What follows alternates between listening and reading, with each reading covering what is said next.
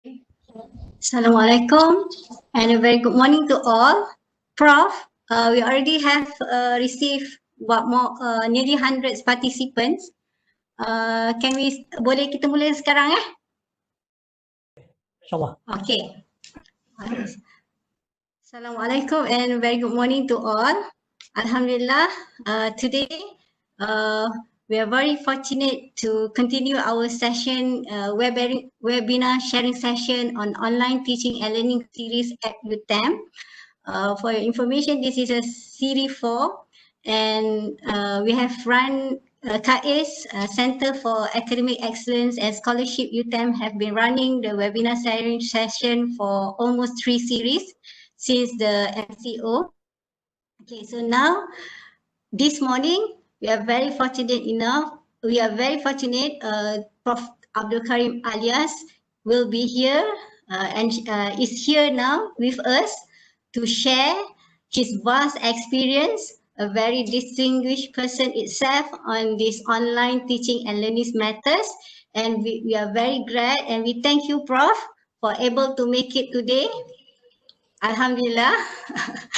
Okay, so today's session is online learning, fundamental and strategies, ensuring effective learning. So let me first introduce everyone to our speakers, even though I think most of us have known him and without need an introduction, but I am very honored to introduce to you our professor. Okay, Prof.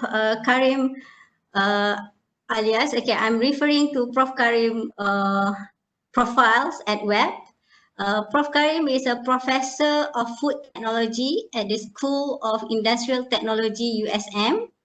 Okay, and currently Prof is a director for Center for Academic Development of Academic Excellence, CDAE at UTeM.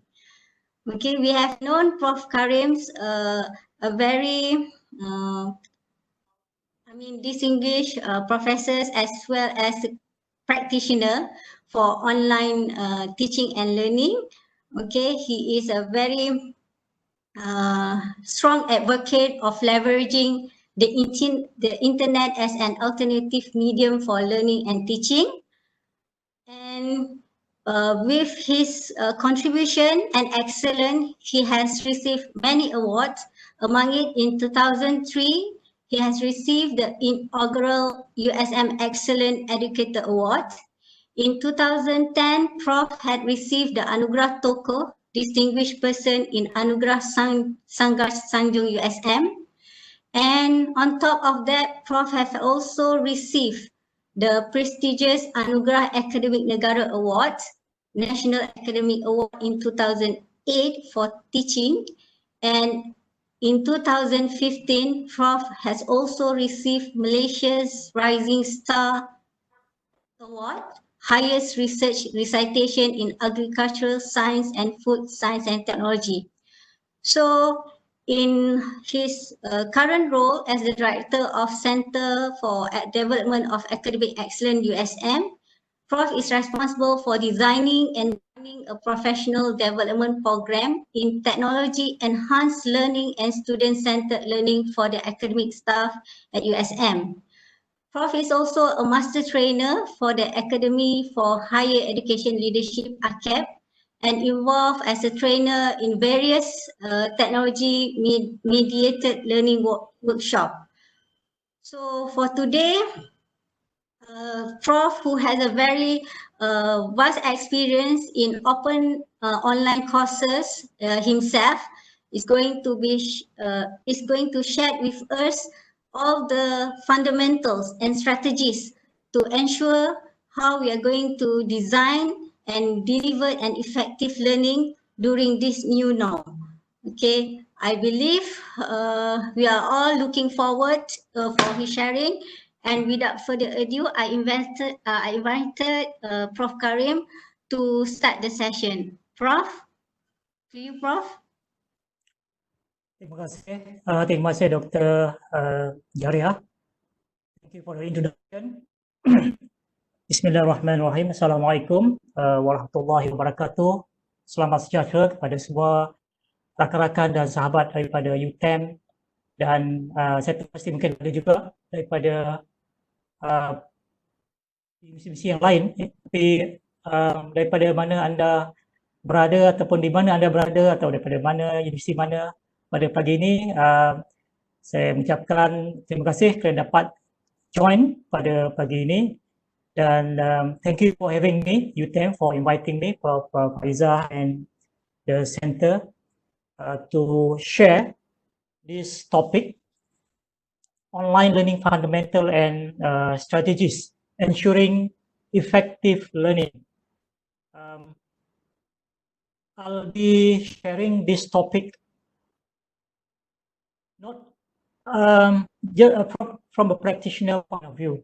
I'm by no means expert. My background is actually food technology, and I'm a professor of food technology. But I've been using and practicing online since the early days. So I've given actually sharing a talk on my 26 years plus experience in online learning. There's a video on YouTube. So I know probably some of you in the audience are actually expert in education, with background in education. So what I'll be sharing today is just from my perspective, from my understanding. It may be wrong in terms of the principle, so I stand to be corrected because I'm not an expert. This is my interpretation of what online learning is and what online learning is about, and how we can approach online learning to make learning effective. There are many ways of approaching learning, whether it's online learning or face-to-face learning. So just like if you want to go to Kuala Lumpur, you can take a highway, you can take the small road. There are many roads that lead to the same destination. So it's a matter of choice. The approach that we think most effective in the context of the subject matter, the way, your style of teaching, the audience, the type of students that you have, the environment, the facilities that you have. So there are many ways of doing it. There are, people say that there are many ways to skin a cat. I don't know where that phrase comes from. So there are many ways of doing this online learning. So there is no, to me, one right or wrong, very rigid way of approaching this. Okay, so that's basically the basic premise that I want to make it very clear. Right? Feel free during this session. I would encourage you to be an effective, active listener. Okay, so normally what I do when I join any webinar, I'll be an active listener, and I will join only the webinar that I'm interested in and I want to learn something from. So I'll be an active listener. I'll put aside all my other things and I will participate actively. I'll listen. I will summarize the point in my own way, the way I understand it, and share it in the chat box. Sometimes when relevant, I will share relevant resources, share the link, share the document in the chat box.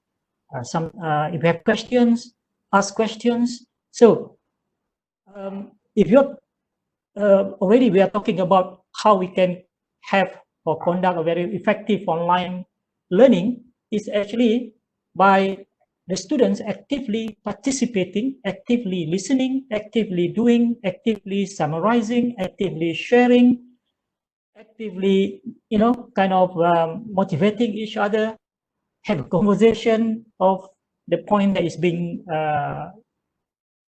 the speaker is making the point at that time. So these are the way, actually, if you really want to get the most from any online session, from any webinar, and for our online class, for that matter, get the students to do, get the students to think, get the students to actively listen, get the students to actively participating.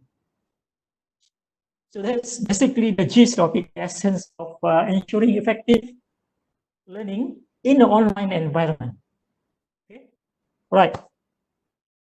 So the session this morning, I understand, is about 2 hours. 2 hours in online is very long.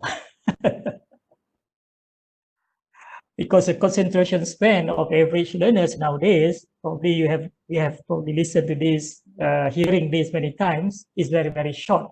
It's in order of seconds. You know, the big survey done by Microsoft Canada a few years ago, 9 seconds. And the concentration span of a goldfish is only 8 seconds. So meaning that during this session, I'm very sure some of you will be disconnected, connected, reconnected, disconnected again and again, again and again. So that's why I need, any online session, when you are taking my position as a teacher, as a speaker, it's a great challenge to keep the audience connected. It's all about connection. Yeah, it's all about connection. That's another keyword. Effective learning in an online environment is about connecting with the students. Connecting the students with their peers. Get them to connect, get them to communicate. Right. I have about 90 plus slides, maybe almost 100 slides. Don't worry, because my slides has a lot of graphics. And I will give you the link to download the slide towards the end of this presentation. Okay. But if you have to leave because you have class and so on, don't worry. I think the secretariat there, UTeM secretariat, Dr. Jariah and the team will be sharing the link. Yeah. So you will have all the slides from this presentation. In addition to that, I'll be giving you a link to my online course on online learning, how to create an online course, FOC for you, and another link to another course, online course. All this actually to complement what I'm going to be presenting in this session. All right. With that, let's start. So what are we going to cover in this presentation? We are talking about online learning today, right? But whether it's a face-to-face environment or online, the bottom line is always understanding learning. That will be the first thing that we need to do, understanding learning. So whether we are engineers, most of you are engineers, or whether you are medical doctors, pharmacists, science people, arts people, we have our PhD in our subject matter. So we are SME, subject matter expert. But we are not expert in teaching. So we need to have that pedagogical knowledge, learning theory, adult learning theories. We need to understand that. We need to have the pedagogical content knowledge as well, meaning that the pedagogical approach to teach a particular subject, to contextualize it, the audience that we have, the application of that particular subject matter in the real life. So we need to learn about the pedagogy or andragogy, whatever you want to call it, the learning theory, the basic learning theories, and we need to also learn about the pedagogical content knowledge, which is the knowledge, the skill that we need to deliver, to teach a particular subject matter. So how learning works, that will be the starting point. If it is clear and we understood it very clearly, and it's just a matter of how do we translate that into the online environment. Okay, and with that knowledge, I think we can also make our face-to-face classroom even more effective. And then when we have effective online delivery, effective face-to-face delivery, when we combine them together in a blended learning approach or flipped classroom approach, then it will be very impactful. Yeah, will be very, very impactful. The second one I want to talk about in the context of online learning, how to design and make it effective. The fundamental approach of designing any online learning is to have a theoretical framework. And this is one of the very common theoretical framework for effective online learning, which is the COI, the Community of Inquiry. I'm sure some of you also are very familiar with it, but we are going to dive into that shortly. Then, since we are talking about online learning, inevitably, we are talking about integrating technology. So on one hand, we have the pedagogy. On the other hand, we have the technology. And what we want to do now is to integrate these two elements seamlessly. The key word here is seamlessly, so that we don't feel like we are using technology. The students don't feel they are using technology. Everything is become like seamless, become like a natural, become like a second nature. Okay, right. So, guys, online we need to be very active, but this is the only activity that I have for you in this session. So I really hope that you can join me to participate. I'm sure probably most of you now are already very familiar with Mentimeter. So just go to menti.com and put a code there. So I want you to give 3 keywords. What do you understand? Key to effective and successful online learning. OL is actually online learning, stand for online learning. What do you think? 3 key aspects that we need to consider in order to deliver effective and successful online learning. Successful here means, or effective here, effective means, learning will happen, the learning outcome will be achieved successfully.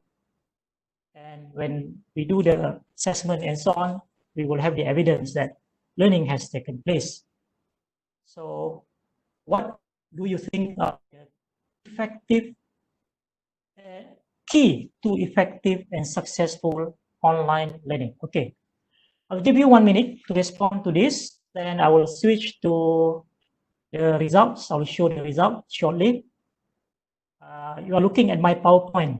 I'll take you to the website on Mentimeter to see the results shortly. Yeah, but please, I hope everybody will participate in this activity.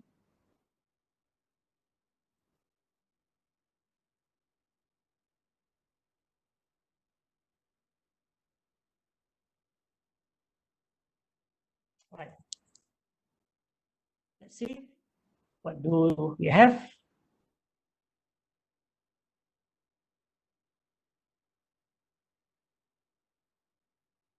Okay. Baru 5. All right. So let's wait for another minute.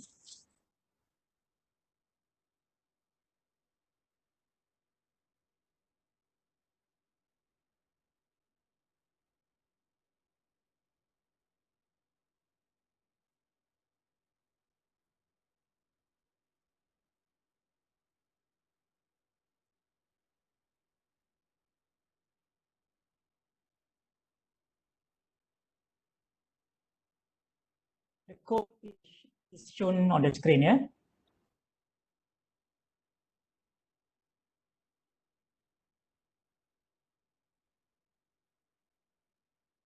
Okay, let's go back and see. Okay, we have 22. So how many do we have now? Let me check the participant. Oh, is it? Yeah, we supposed to have 100 something, 175. So far we have only about 29 responded. Come on, let's do this together, because the more response from you. We get a very nice word cloud here. So, okay, I will wait another 1 minute because I want to list half of you to respond. Yeah, think about 3 key to effective and successful online learning. What do you think would be the 3 key aspects in order to achieve effective and successful online learning? You as a learner. So yes, I'm going to talk about that later, because in order to be online, teaching online or design your online course, if you've never been in if you've never taken any online course yourself, then I think you are not ready to be or to teach online, because you have to start as a learner. We have to see from the learner side, the learner perspective. Then only we understand, and then we can use that understanding and knowledge to design our own online course. Over the years, I lost count how many online courses that I have taken as a student. Yeah, my favorite platform is like Udemy, Coursera, Skillshare, LinkedIn Learning. And in fact, I subscribe to online learning, to LinkedIn Learning as a student, and take their courses because I want to see from the learner side what I like and what I don't like. Then I can use that knowledge to design my online course. All right. So we have about 70 something. Okay. Let's look at what we have so far, according to you. So we can see the bigger font there, engagement, interactive, internet connection. Yeah, I think that's good. Internet connection. If you don't have good internet connection, then like if you when you listen to the speaker, the voice is cracking, not very smooth. I hope you can you can hear me very clearly now, very smooth.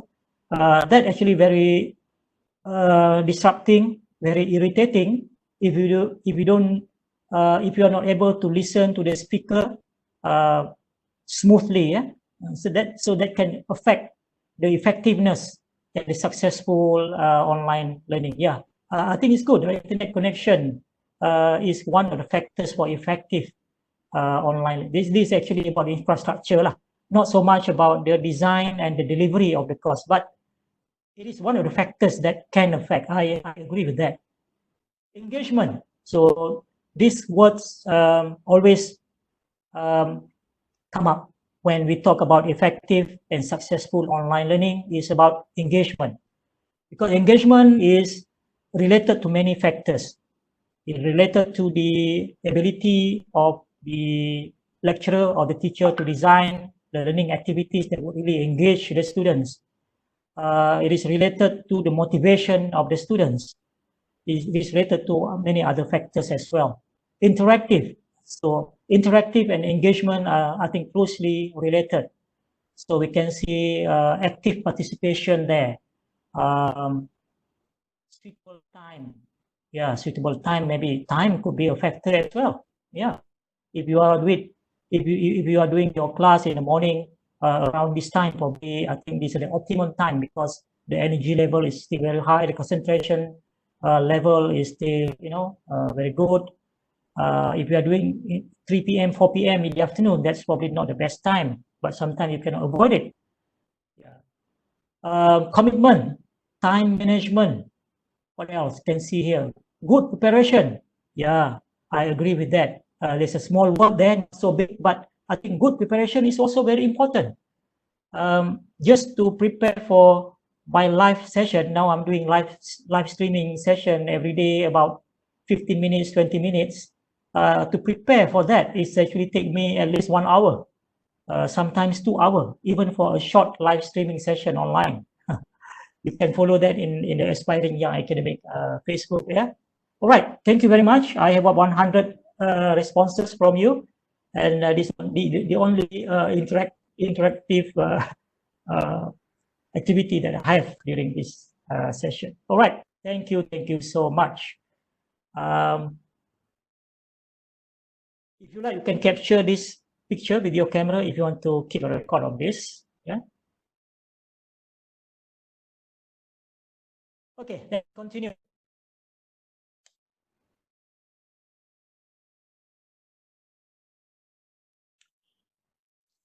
Okay, we are talking about online learning in this session. That's why I choose the picture of laptop there. Okay, but with the end in mind, just like we design for our outcome-based learning, right? Start with the end in mind. Start with the outcome in mind. So here, I want to say, start with the end in mind. What do you think is the end here in the context of online learning? I'd like to invite one or two responses. You can unmute the microphone. What do you think is the end in mind? Anyone like to respond on the microphone? In the context of online learning, what do you think is the end here?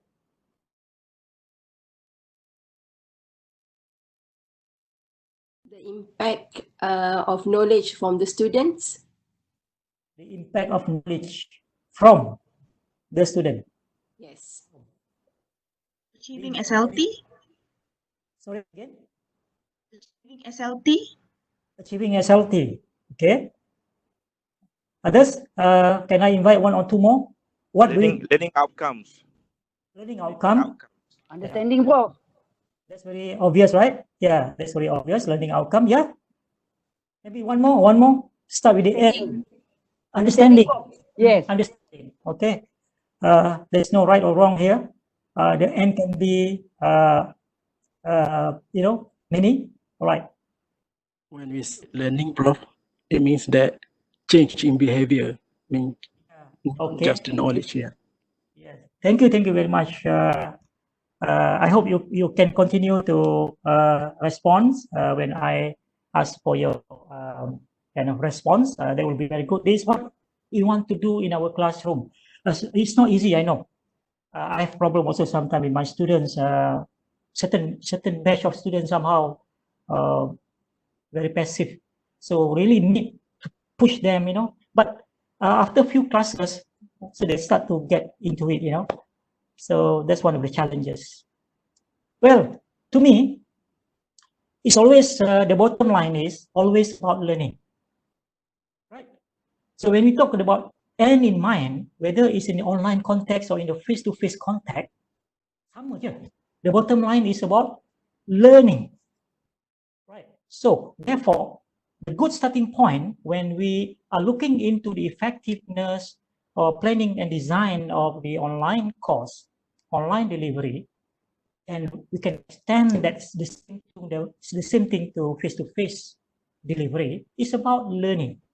And therefore, we need to really dive in and understand the very underpinning principles of learning. So, I would like to share with you my two favorite books.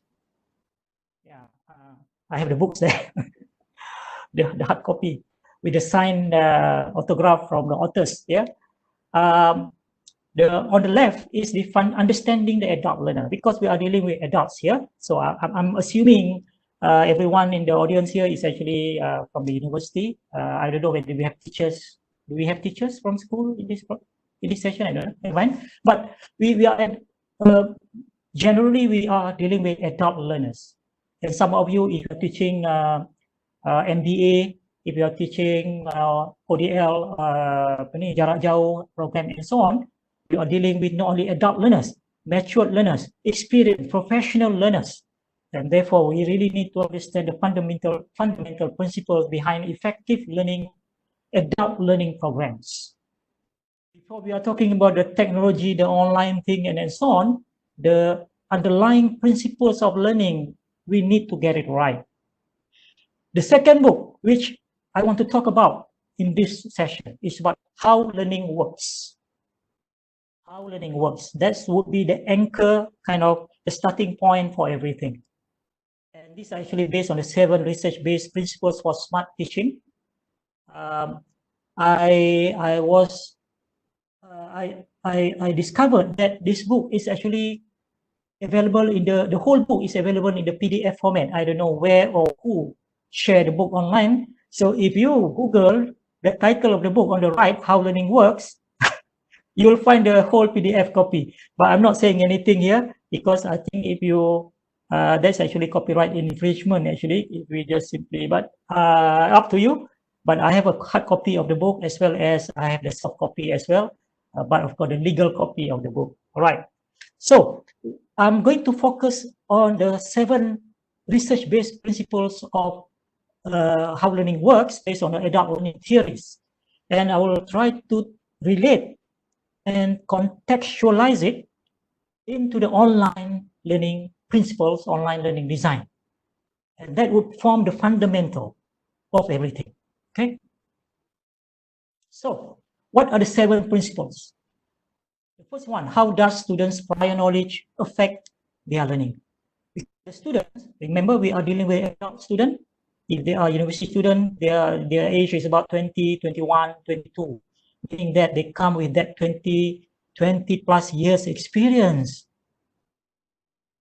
bring into the classroom, and they probably have some prior knowledge. But how do we know how much prior knowledge that they bring into the classroom? And from there, we can use that as a baseline to connect with what they're going to learn.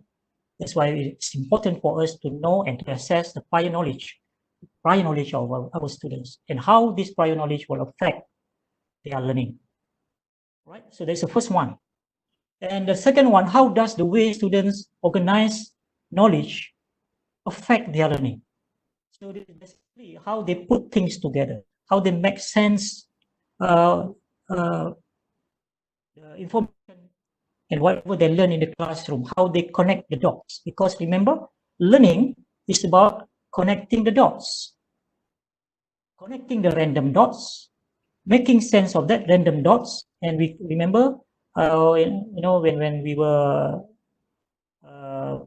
in primary school, we have got that drawing book with the dots that we have to connect, and then it will become a shape of an elephant, a shape of fish. So that when the shape is clear, is basically when the dots are connected, then we know, oh, this is actually a fish. That is actually making sense and organizing knowledge, the information into tangible knowledge that hopefully will be internalized. So how does the way students organize knowledge affect their learning? It's about connecting the dot. What factors motivate students to learn? This is very, very critical thing, especially in the context of online learning, but the same also in the face-to-face environment. Motivation, because the educational psychologist Eric Jensen said there is no such thing as unmotivated students, but there are students in unmotivated states. I'm going to say more about motivation later on, and how do we deal with this in the context of online learning.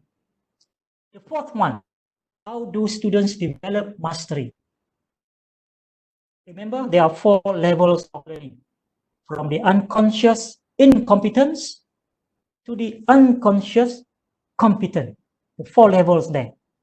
From novice is where the unconscious incompetence, to the expert, unconscious competence.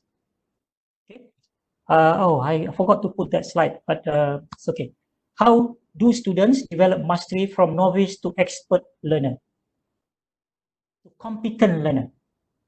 So when they have achieved the learning outcome, they are already at the 3rd level, which is conscious competent. They are not even expert yet. Expert is, well, you are supposed to be the expert. What kinds of practice and feedback enhance learning? Okay. And the 6th principle, why do student development and course climate matter for student learning? And the 7th principle, how do students become self-directed learners? So, my dear colleagues, I'm going to elaborate and deliberate not all this principle, but some of it, or majority of it, most of it, but I will contextualize it in how do we plan and design and deliver the online learning based on these principles. This is evidence-based, research-based principles. And basically, if we are able to address all these principles and put them together in our learning design, then hopefully we will make the whole online course very effective and successful. So we need to be guided by these 7 principles, which are research-based principles. Don't talk about technology. Don't talk about all these other things. If we don't get this thing right, then I don't think we will get it right forever. Okay? But again, this is my perspective and my opinion and my views. You don't have to agree, but I'm not imposing. I'm just sharing from my perspective. Okay, let's start with some guiding principles. I always approach anything, everything with some guiding principles, which is kind of the big umbrella where everything else will be under it. So these are some of the guiding principles. Or maybe you can also say a beacon, something that we can use as a guide. Okay. First, if you want to teach online, and if you want to really be effective as an online teacher, online instructor, online facilitator, whatever you want to call it, first you need to be a learner in several online courses. So I don't want to, I thought I want to make a poll, but I don't want to save, I want to save some time here. But how many of you probably here never take any online course as a student, as a learner? If that is the case, then I think maybe you should start. Go to Coursera, go to Future Learn, go to Open Learning, go to any other online platform that offer online course for free, enroll and spend some time to go through the course. Because only when you become a student in the online course, you can understand how the students, what the students like, what I like, what I don't like, what the students like, what they don't like, you know, how the course engage you in the course, what kind of assignment, what kind of activities, what kind of assessment. So if you have been a student in many online courses, you will get the experience and you will use that experience to apply when you design and planning and deliver your own online course. So be a learner first. Otherwise, after this session, go to Coursera or other online platform and register in 1 or 2 online courses.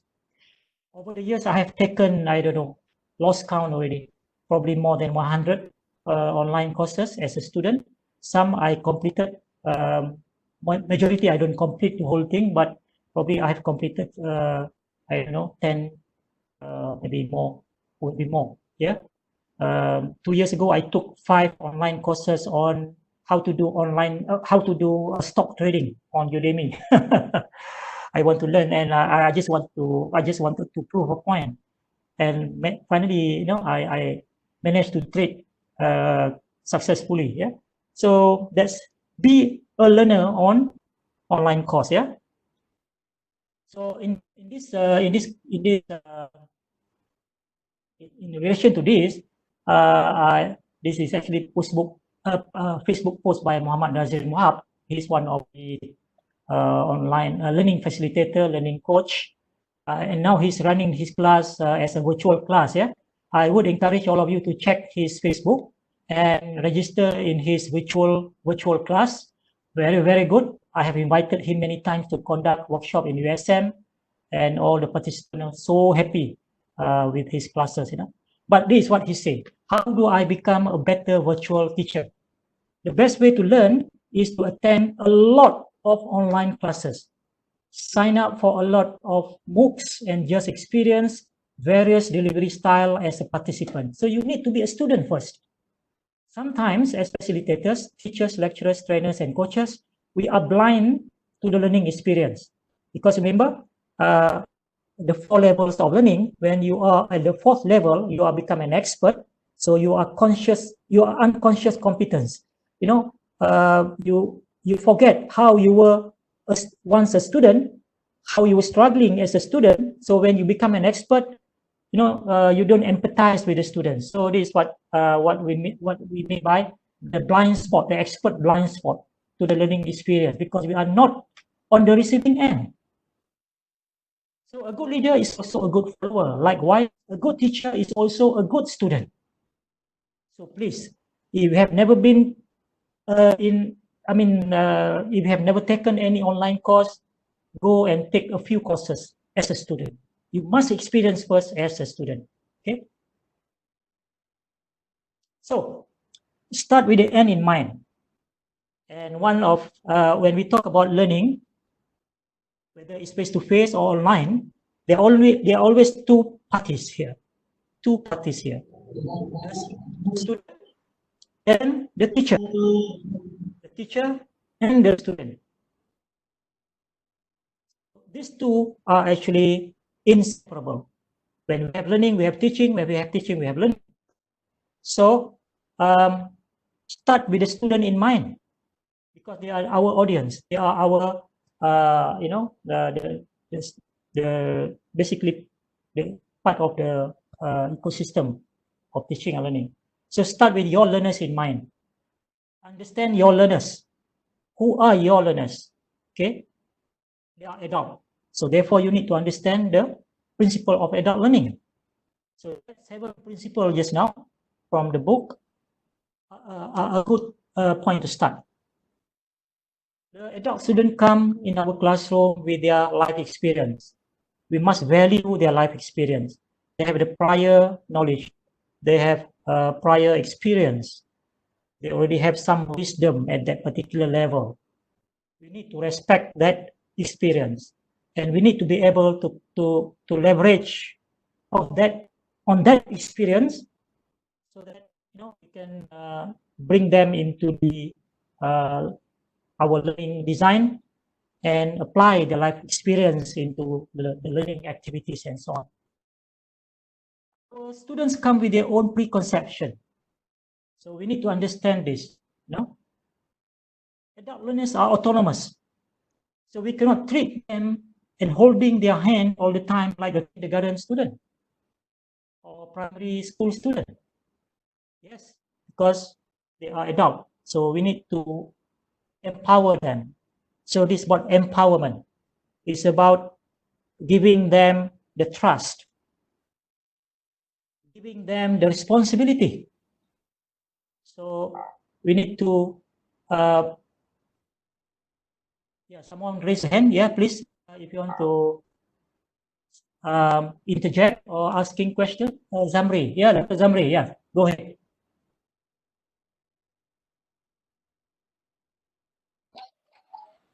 No, I just misclick that one. Okay. Okay. Tak apa. Anyone can interject, just raise the hand first. Maybe raise the hand first lah.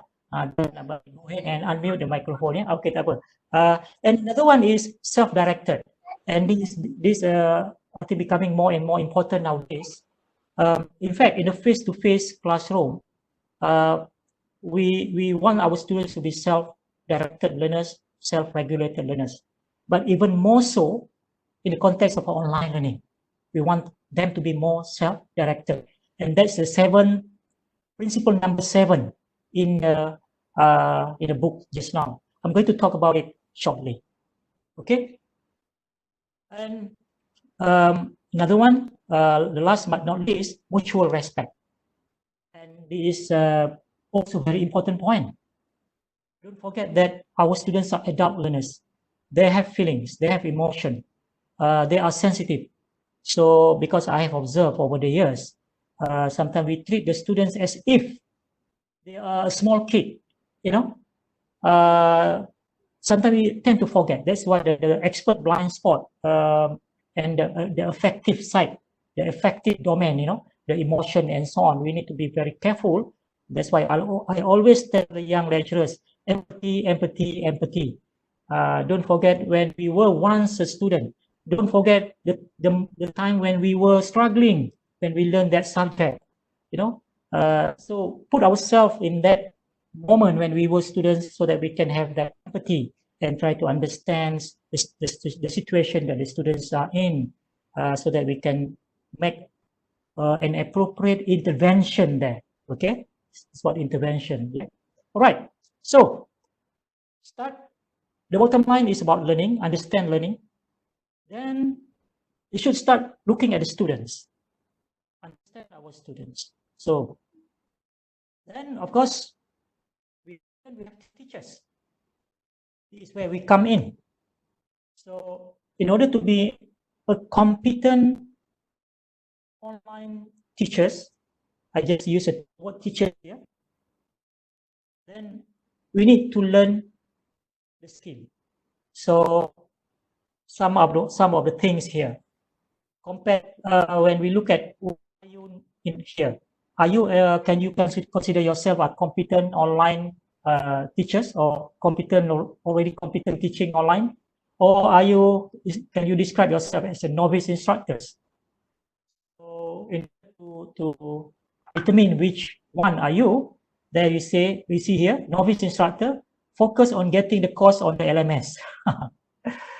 Yeah, when you know, when we start the MCO and we start fully online, shifting from the face-to-face and online, those who never bother to log in into our LMS, I'm talking about UTeM here, masa itulah dia orang kelam kabut, ya. So then we tell them, okay, tak apa. First, you upload dulu your PowerPoint, upload your notes, and so on. So that will be the first focus, because they don't even know what is LMS. Itulah, ya. So focus on getting the course on the LMS. Novice instructors are overwhelmed with the time online teaching takes. Yeah, they are shocked that, wow, it actually takes time to really do 1 hour session online 1 hour online session. The time taken to prepare, need support on course design. They are not comfortable with adapting materials for online format, have subject matter expertise, but fall short of design. So these points describe you. If this point describe you, meaning that you are still in the novice instructor group. What about expert? Expert know what works in the online format, possess a wide range of strategies, have confidence in online teaching, are able to identify problems, are not limited by technology, know how to adapt materials for online format, choose content activities carefully, constantly monitor, tweak, and evaluate the course. So I'll give you 30 seconds to think about this, reflect, because it's always good to pause and reflect. Where am I in this table? On the left or on the right, or somewhere in between? We don't have the third column here, somewhere in between. But if you are still here in a novice instructor group, worry not, fret not. Yeah, everyone start as novice. Okay, everyone start as a novice. I was a novice instructor probably about 20 years ago. When I started at that time, I remember I was basically in the dark. At that time, not many people talk about online learning, except those people in the jarak jauh, distant learning. So I wanted to set up a website. At that time, I need to learn HTML to set up a website. Nobody actually bothered to do this, because it takes so much time to learn all these things. At that time, actually, people also don't talk about research that much, but they don't talk about e-learning that much. Yeah, so there was a time. Okay, all right. Now, let's dive into the books, and I will try now to relate this learning principle with how we want this will become the fundamental of how we should design of our online course, our online class, and that will form the online learning for our students. I will not go in order 1 to 3 until 7. I will start. I will just go randomly according to what I think I want to share with you this morning. I will jump straight into principle 7 because start with the students in mind. Therefore, we have to look at our students because a lot of discussion and webinars that I have been following so far, the topics mainly focus on the lecturers, the teachers. How do we do this? How we design this? How do we do assessment? How do we create content? How do we create video? How do we do this, that, and so on? It's only us. But let's focus on the students. But later, I think now I start to see more and more topics on students. In fact, I saw Dr. Prof. Rosna, another session at UTeM will talk about students. Yes. So to me, that should be the starting point. Because if you don't understand how students learn, especially in the context of online, then whatever we do will fail, will fall short of what we want to achieve. So how do principle number 7 in the book is how do students become self-directed learners? It's even more critical now. We want our students to become a real 21st century learner. It's no longer students expect us to fit them everything. Okay. So I'm still talking about guiding principles here. Yeah. So I want you to change your mindset. We have to change our mindset, the way how we design and deliver our course, whether it's face-to-face or whether it's online. Sama saja. Yeah. Don't focus so much on covering the syllabus, but empower students to uncover the syllabus. It's a 360-degree flip. All this while, kita punya mindset, 14 minggu, kita nak pergi kelas, class after class, lecture after lecture. In our mind, kita nak cover the syllabus by week 15 or sometimes earlier. Bila habis syllabus saja, yay, we are happy because we think that we have done our part. Done. I finished my course this semester. Senang hati. Yeah. So because you have covered, you think you have covered, or you thought you have covered the syllabus. But actually, I think if we want to really apply the so-called constructivist approach, letting the students to construct their own learning, create their own meaning, taking them from the low to the highest level in the Bloom taxonomy, we need to change that kind of mindset. Empower the students to uncover the content, to uncover the concept, to uncover the principles, to uncover the facts, to uncover the whole content in the syllabus by themselves, guided by us. That's the meaning. So how do we do that? So you don't want to deliver all the content, but let them do all sorts of learning activities. It can be interactive learning activities. You can do it online. In the online context, you can do it synchronously. You can do it asynchronously. But by letting the students do the activity, they will uncover the content. They will uncover the concept by solving the problem, by going through the case study, for example. So this is very important thing, the mindset change. Instead of covering the syllabus, empower the students to uncover it. So when we talk about self-directed learning, self-directed learners, we want learners to be more independent. We want to train, to coach students so that they become independent learner. They become proactive learner. Bukannya macam pahat dengan tukul, tetapi kita cakap satu, dia akan buat 10. That is a kind of students that is really already become self-directed and in fact self-regulated from my understanding. So what is self-directed learning? A process in which learners take responsibility in understanding their learning needs, establishing their learning goals, and implementing learning strategies and evaluations. So learners take responsibility. Give them the responsibility. Trust them. Don't treat them like they don't know anything. Yes, they are at the level of what we call unconscious incompetence. They do not know what they do not know. They don't know. They are not aware what they don't know. Yeah, but they have some prior knowledge. They have some prior experience.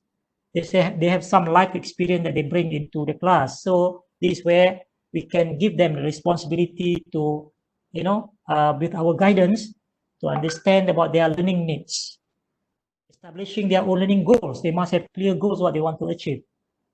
So these are actually from Knowles, one of the prominent authority in adult learning approach. So self-directed and self-regulated. Self-regulated learning or self-regulated learner are students. Students can be described as self-regulated to the degree that they are metacognitively, motivationally, and behaviorally active participants in their own learning process. They take interest in their own learning. They are proactive. This is what I was saying just now. You ask them to do 1, they will do 10. You ask them to do, just a small thing, they will stretch. They will go an extra length, extra mile to do beyond what you ask them to do. That's when the student becomes self-regulated learner. So that's the first principle just now, is about focus on our student. And on our part, we need to, when we deliver the course from face-to-face online, we need to rethink our instructional strategy. And in fact, there are plenty of opportunities for everyone now to be more creative when they deliver their course online, because the technology, the tools that we have will allow us to be more creative, provided you are willing to unleash your creativity. But if you want to, orang kata apa, stay in your comfort zone and buat kerja senang aja, buat apa susah-susah, ini bukannya masuk dalam KPI pun.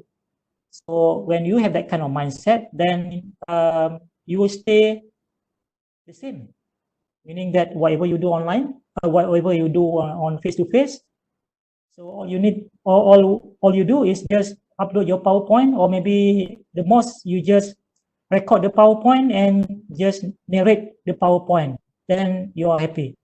So that is not the kind of rethinking of the instructional strategy. It need to be more holistic, more broad than that. But of course, sometimes in our eagerness to do a lot of things online for those people who are very enthusiastic, including myself, there's always a risk or tendency that we ask students to do a lot of things, and the students now become overwhelmed, and this is what education people say, use the term cognitive overload. And the students, actually we get also feedback from students that they feel that it's too much when all the 6 courses they take online, and all the 6 courses, the lecturers teaching the subject give them all sort of activities, assignment, and so on. So that's where the cognitive overload can happen. So we need also be mindful of this. Yeah, be mindful of overloading the students cognitively. So sakit kepala lah jadinya. Yeah. Okay, another guiding principle when we design the course online and to make it work, make it successful, is knowing when we design the course, knowing when less is more and when more is desirable. Yeah. Just give me a few seconds to drink. Great. So knowing when less is more and when more is desirable. Okay. Right. The second guiding principles is this mindset. If you have been teaching for so long and suddenly you have to do online and you never bother to do online or know about online learning, online teaching, then you might not be ready, and you might not be ready to change your mindset, to change your approach, and you want to stay and do the minimum, stay within your comfort zone and do the minimum. So in order to really design a successful online course and really make learning effective in an online environment, you need the teacher and students both need to change their mindset. Both the teachers and students need to change their mindset. They need to have that growth mindset.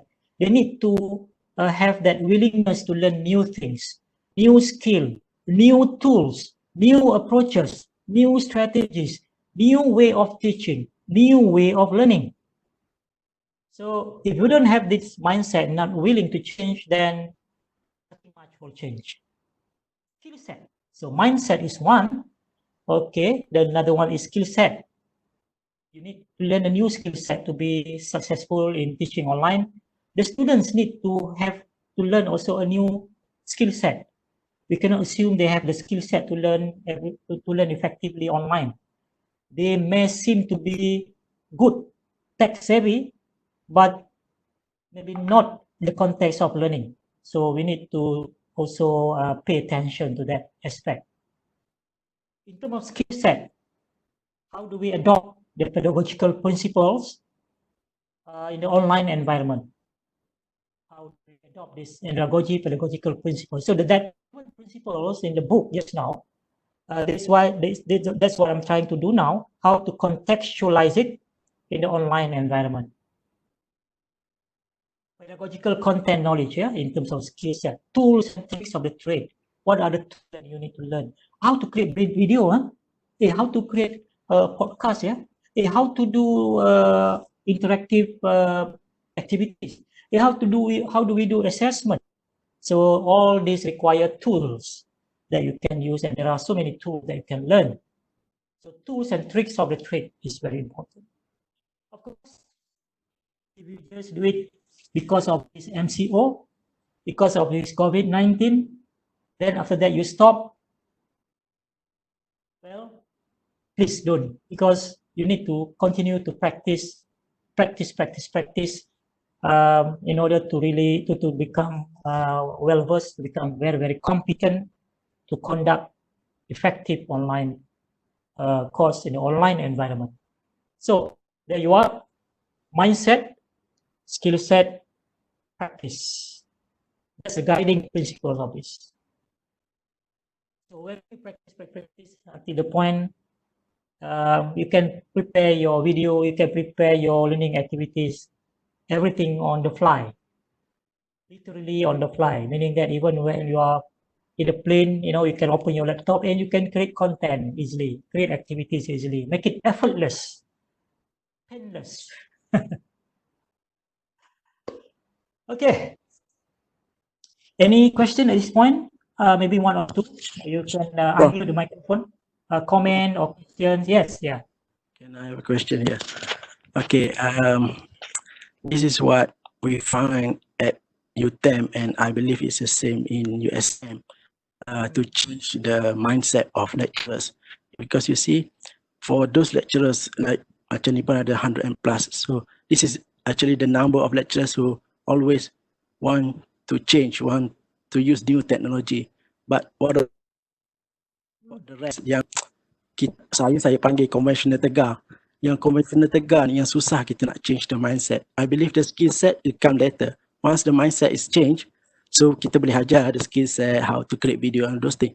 But first, macam mana Prof implement dekat USM tu to change yang mindset yang susah ni, yang lecturer yang agak tegar ni, yang walaupun kita suruh online, dia pergi mengajar 2 jam online macam mengajar biasa. So, is macam cari kaedah macam mana kalau kita boleh from your experience lah. Thanks.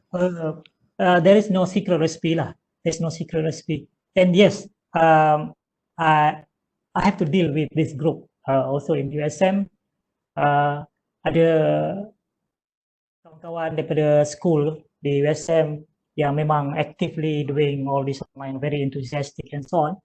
So they inform me that some of their colleagues not doing much.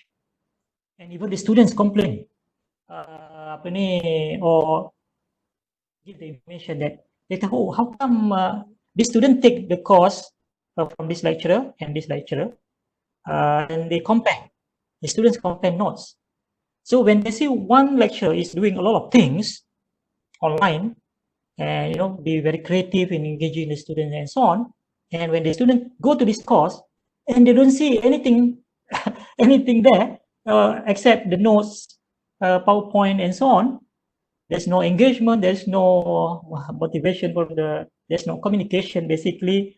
When we talk about teaching presence, social presence, semuanya lah, recipe dalam the framework community of inquiry itu, it's not there. So, macam mana nak buat? I don't have a secret recipe for that. Excuse me. So it's just basically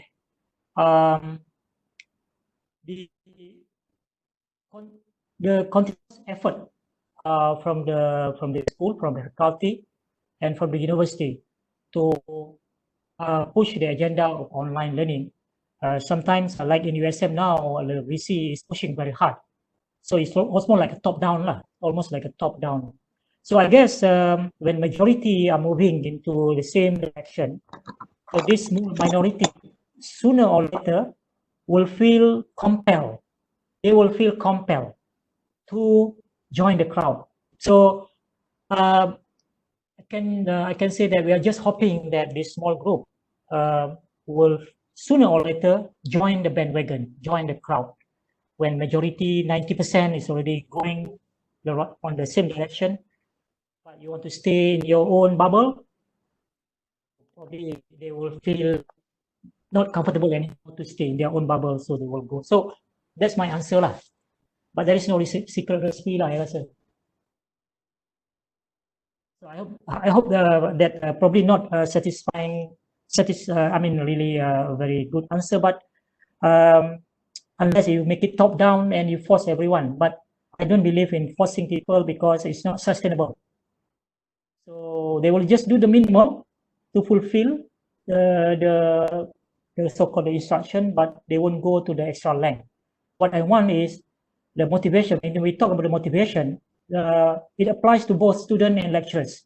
We ourselves must have that motivation to put in all the elements needed to make online learning environment very, very engaging, very interesting, very fun, and yet learning will happen at the end of the day. That's the bottom line. Okay. Right, maybe one more question before I move on. Assalamualaikum, Prof. Ya, Waalaikumsalam. Siapa Dr. Zurina ada? Assalamualaikum, Prof. Tadi saya lupa tanya nama yang tadi. Yang ni siapa? Dr. Nur Hidayah. Ya, Prof. Silakan. So when you said cognitive overload tu, do you have any rules for that, or it's just as long as the students do not complain ke? Yeah, actually there's one topic on cognitive overload in our program. Well, I think when the students we get the feedback from students when they feel overwhelmed. That's a good indication that they are not able to manage the tasks, the activities, the thing that we want them to do in the course. And not only from one student, but we have from few students. That's why we always get the feedback from students is always very important. At least a few times, I think during the whole duration of the online course, instead of just towards the end. I think we need to get somewhere in the middle, so that we get the feedback from the students whether we are doing the right thing, whether we are going too fast, or too slow, or we giving them too much work, where at the point where they feel they are too overloaded or cognitive overload, meaning that they cannot cope anymore. So there is one of the indication by getting a feedback from the students from time to time on regular basis. I did. I've done also kind of mistakes in this part also at the early days when I do, because so enthusiastic. So I don't realize that I'm giving them too much, and luckily I have told the students much earlier at the beginning of the semester, please give me constant feedback, because I'm still learning how to get this thing right. So I don't know how much is much, how much is too much. So the students are kind enough to give the feedback. So ask the feedback from the students, to guide you, to give you some indication as to what level you can stretch, to what level you can stretch, or how much can you stretch further, things like that. Yeah. Okay, so let me move on first.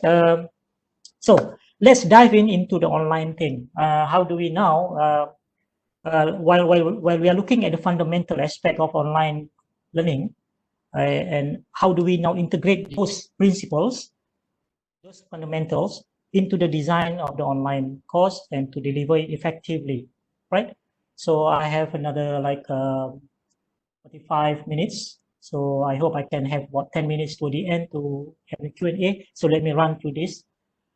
Now, I want to give away this course to you, transforming your class into an online course. And I'll give the link. This is quite comprehensive. I've designed it. And you can go into the course, not only to learn about transforming your class, your face-to-face class into online course, but also to look at how I put things together. It's not the best way, but probably can give you some ideas. Yeah. So the link will be given in the last slide. Yeah. All right. Also, I would like to invite you to join MOOC on UTeM MOOC platform.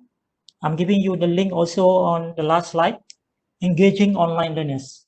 Because today, part of what we are talking about in this session is about engagement. And that is actually the fourth principle is about motivation. How do we motivate the students so they are engaged? How do we address the short concentration span of the students in the online course? How do we get them to do the activities, the tasks that we give them, that we have designed for them? So I think this is quite a comprehensive course, comprehensive course of MOOC on the UTeM MOOC platform that I've designed. Feel free to explore, join this course and explore more on engaging online learners, because I won't be able to cover everything in this session this morning. I will touch on only a few critical aspects on engaging online learning. So 2 courses for you. Free, of course.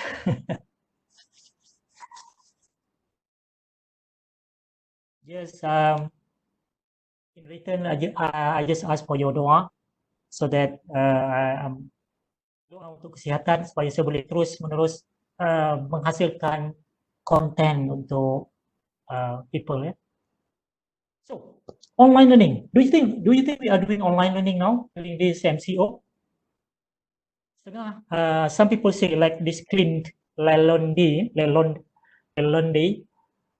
Dia kata, I don't think what is happening right now can be or should be considered online learning or distant education. Sebab apa?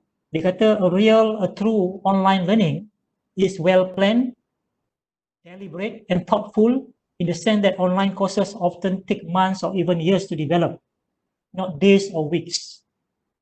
Saya setuju. Kalau betul-betul kita nak design very effective online course, macam course yang ini dan yang ini bukan saya buat sekejap. Saya rasa take months because I don't have time to sit down and do everything at one go. And I have to put a lot of thinking. I have to choose the best material, the best approach, blend the thing together so it makes sense. The flow is makes sense and so on. Well organized with all the good resources and everything. So to design this kind of good online course with the element of instructional design, proper instructional design principles about learning principles, it takes time.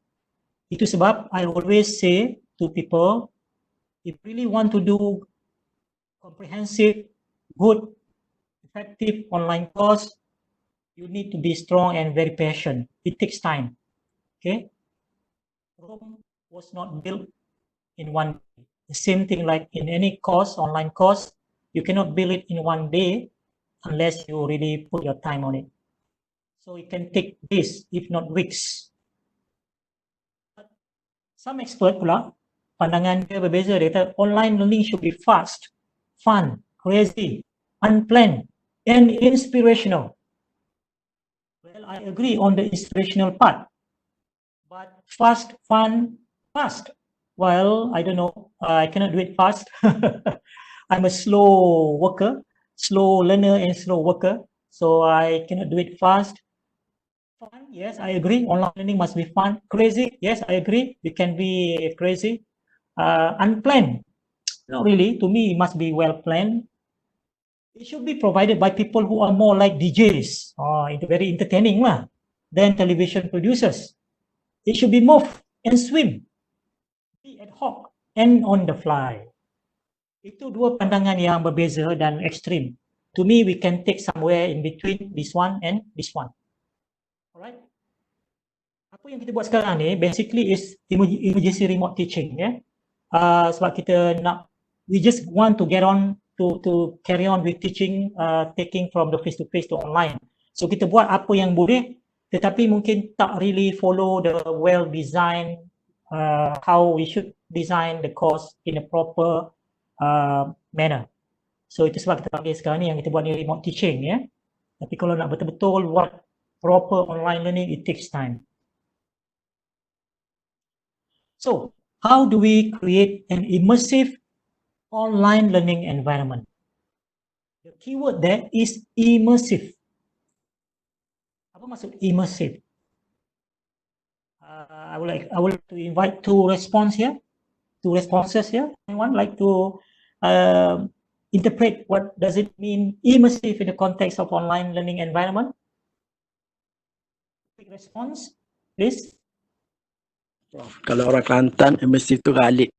Maksudnya dia leka dalam tu. Jadi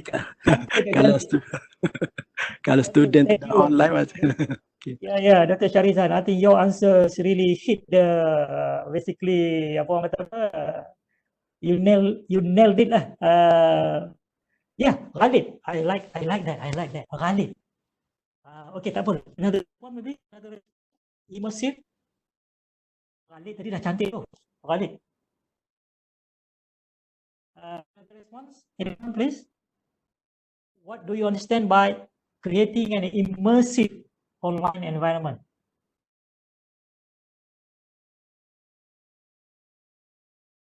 Anyone? Dalam bahasa Inggeris boleh.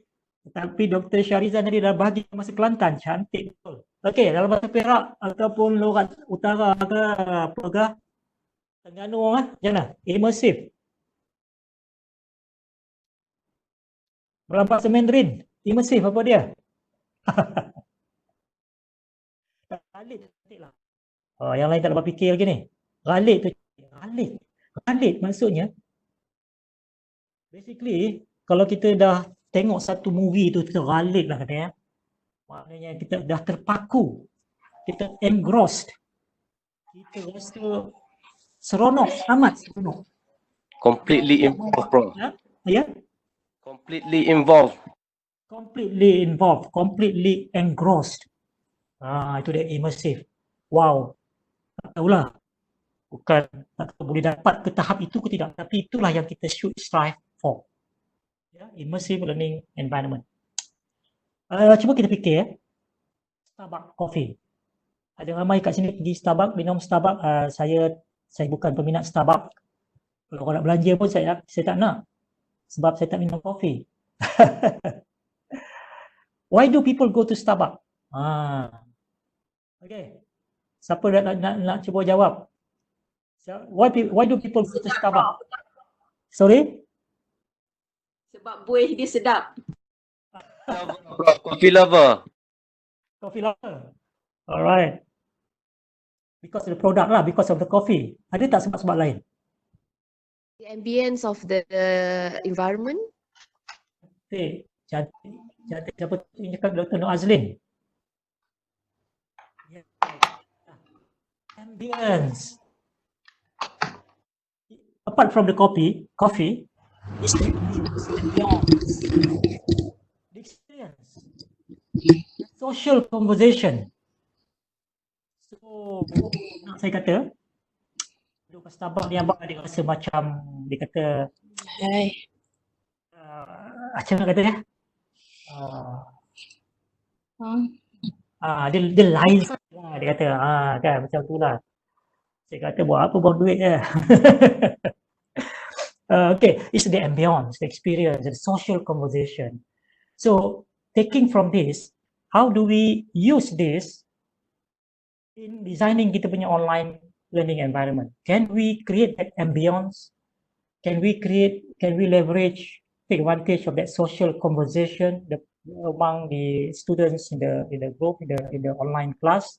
So these are the kind of things. Basically, the bottom line is actually about creating experience, designing experience. By design, we want to create that kind of experience, wholesome experience, exciting experience, memorable experience into the whole course, into the whole online experience.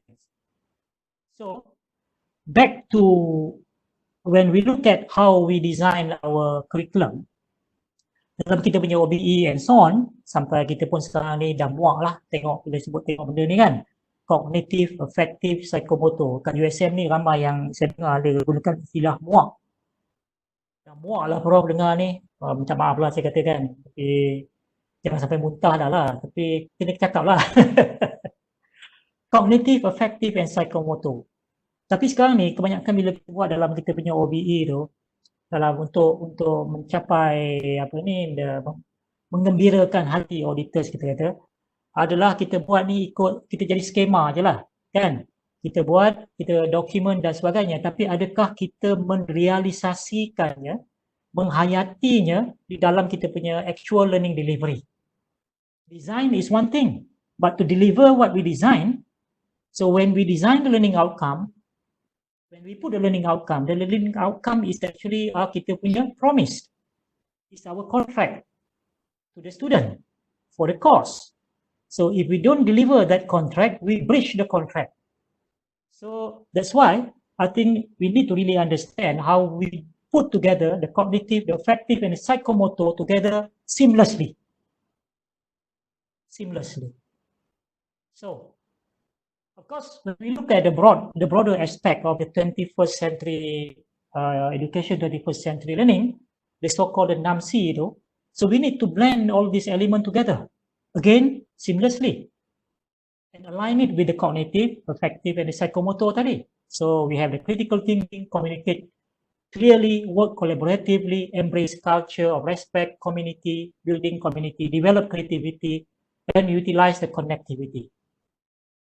I'm not going to this deep one by one, but basically, to me, it's a matter of how do we blend all these elements together in a way that, you know, we don't feel like we are doing this separately.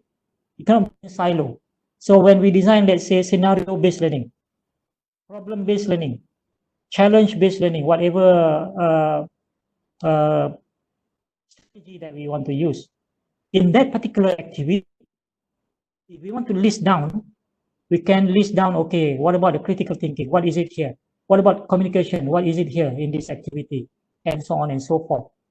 So that's how I think we can put this thing together in any content, in any activities, in any assessment that we do. So how do we use technology? We cannot run away from technology when we talk about online learning. But when we use technology, we have to use it purposefully, meaningfully, in order to achieve meaningful and impactful learning. If we use technology blindly, then we won't be able to achieve the objective effectively. So this is where we need to use certain models when we design our online learning. So there are many of them. One of my favorite, because it makes sense to me. And this actually covers also the framework of effective online learning, design of online learning. So this model is called Juoi-Salmon's 5-stage model, which you can see here, starting. And if you relate back to the 7 principles of adult learning just now, we can actually relate most of this into one of those principles: access and motivation, securing access and familiarity with platform and tools, online socialization, leverage on the community, leverage on the social learning, leverage on the social constructive learning approach, to build a sense of social presence and community, to build a sense of the sense of belonging in the group. So because it's very important, the connection. Remember, I mentioned about connection between the students and students, connection between the students and the teacher, connection between engagement of the student and the content as well. At least there are three elements there. So online socialization, because learning takes place in a social environment, you cannot learn in isolation. So it's very important. Information exchange, peer sharing of learning resources. The more we share, the more we gain. So this is what I would like to always encourage people: share. In terms of educational content, go and share. Create original content and go and share, because the more you share, the more you gain. Knowledge construction, the constructivist approach, facilitating process, scaffolding students' learning. So we can take we can actually design the learning activities in such a way that we allow the students to construct their own learning. Remember, I mentioned about empower the students to construct their own learning, and empower the students to uncover the content, uncover the syllabus with our guidance, and supporting the environment there. What kind of support that we can provide? I think if we put attention to these 5 elements in this Juoi-Salmon's 5-stage model in our learning design, online learning design, I think we can't go wrong. We can't go wrong. And another probably model, and we apply when we integrate technology. How do we integrate technology in a purposefully and impactful way? Is by taking the technology. You can see when you use technology in your learning design, there are four levels. Where are you? The lowest level is substitution. The highest level is redefinition. Substitution, just simply using technology as a direct tool substitute with no functional change. So, for example, let's say instead of giving notes, printed notes, so you change the note into PDF by using the PDF, convert the PDF or your PowerPoint into PDF. You just use the technology to convert into another format. or maybe you go to another level, create an ebook, or create a flip book. You have the tool like flip snack or whatever to create a flip book. So adding some animation when they flip the page. But there's no functional change there. That's only to make it fun or make it convenient for them. So that's the lowest level of using technology. But we should aim go to the higher level. The highest would be redefinition, where we use technology for the creation of new tasks previously inconceivable. I'll give you one example here. If you want to do scenario-based learning, scenario-based learning. It's not easy to do scenario-based learning in a conventional face-to-face. But by using technology, you can do actually a very powerful scenario-based learning. I'm now exploring more into scenario-based learning, and I realized that by using technology, you can do a very comprehensive scenario-based learning, and this is where you can really take the students to the highest level in Bloom taxonomy. Really engage them cognitively. Yeah, scenario-based learning. I will touch on a little bit about scenario-based learning. I'm still learning how to do it more effectively. So there is SAMR model in terms of how do you deploy technology in the best possible way, the most effectively. So learn to integrate technology purposefully and effectively. So wow, almost 11:40. Whoa, I have only about 20 minutes. I have a lot more. Never mind. I want to talk about a little bit about theoretical framework for effective online learning.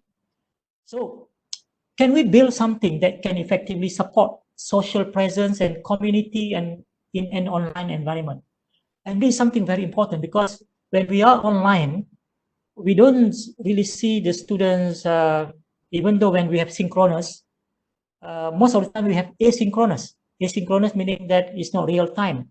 The synchronous part is only maybe 10-20% of the whole online course. So most of the time you don't see the students, and the students are not there at the same time. You know, some will log in at different time. So how do we this so-called community, the sense of community in online course, the sense of social presence in online environment?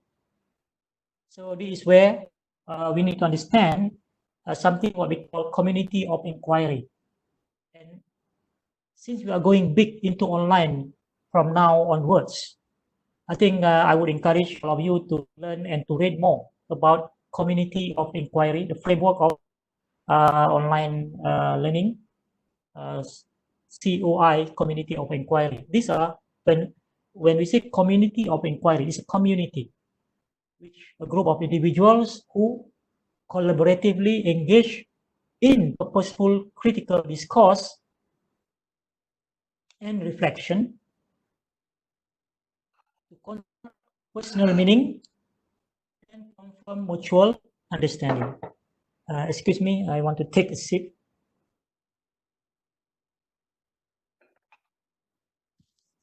Kering tekak.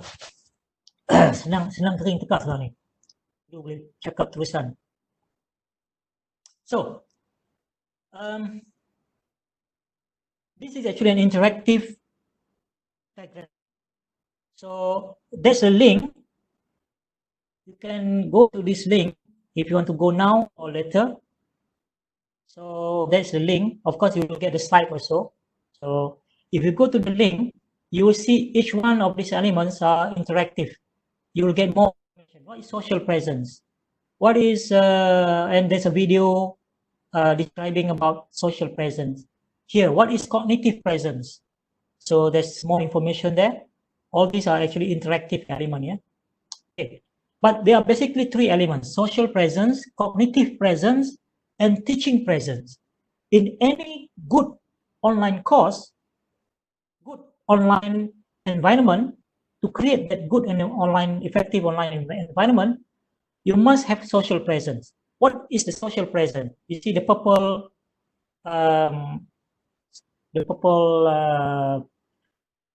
shape here. Engagement with participants. So in this session today, I have already very minimum engagement with you. The more we have, the better. The more opportunity you have to, you can create engagement, because that is where the social presence will take place. Setting the climate in order to, so you must have a breaking kind of activity and on in your online course. Supporting discourse. So how do we get them to create that intellectual discourse, academic discourse in your online course? Social presence meaning getting people to talk, getting people to interact. The second one is cognitive presence. This is where now, remember cognitive, affective, psychomotor. A lot of things in terms of the learning is where we engage the students in the cognitive engagement. Get them to put their thinking hat, get them to think, get them to apply their critical thinking, get them to discuss, get them to solve problems. So this is where the cognitive engagement and cognitive presence are needed here. So engagement, we talk about engagement, we look at the pink shape here, pink oval here. Engagement with content, supporting discourse, regulating learning. The third one is teaching presence, engagement and towards achieving the the presence of the teacher, the virtual presence, the course that engage them continuously, guide them through the activities, discussion, and so on. So when we have all these three elements, what we'll achieve is an successful, engaging educational experience. We blend these three elements together, social presence, cognitive presence, and teaching presence together in our learning design, then we will achieve that exceptional educational experience. That is where the effective learning can happen there. Right. So, a bit more on cognitive presence is basically the extent to which learners are able to construct, remember, constructivist approach there, and confirm meaning or create meaning through sustained reflection and discourse. Discourse, the academic discourse, discussion, collaboration, solving problem in the group. So actually I wanted to do an exercise by breaking you into different rooms, but we are not sure how to do it in WebEx. That's why I like Zoom.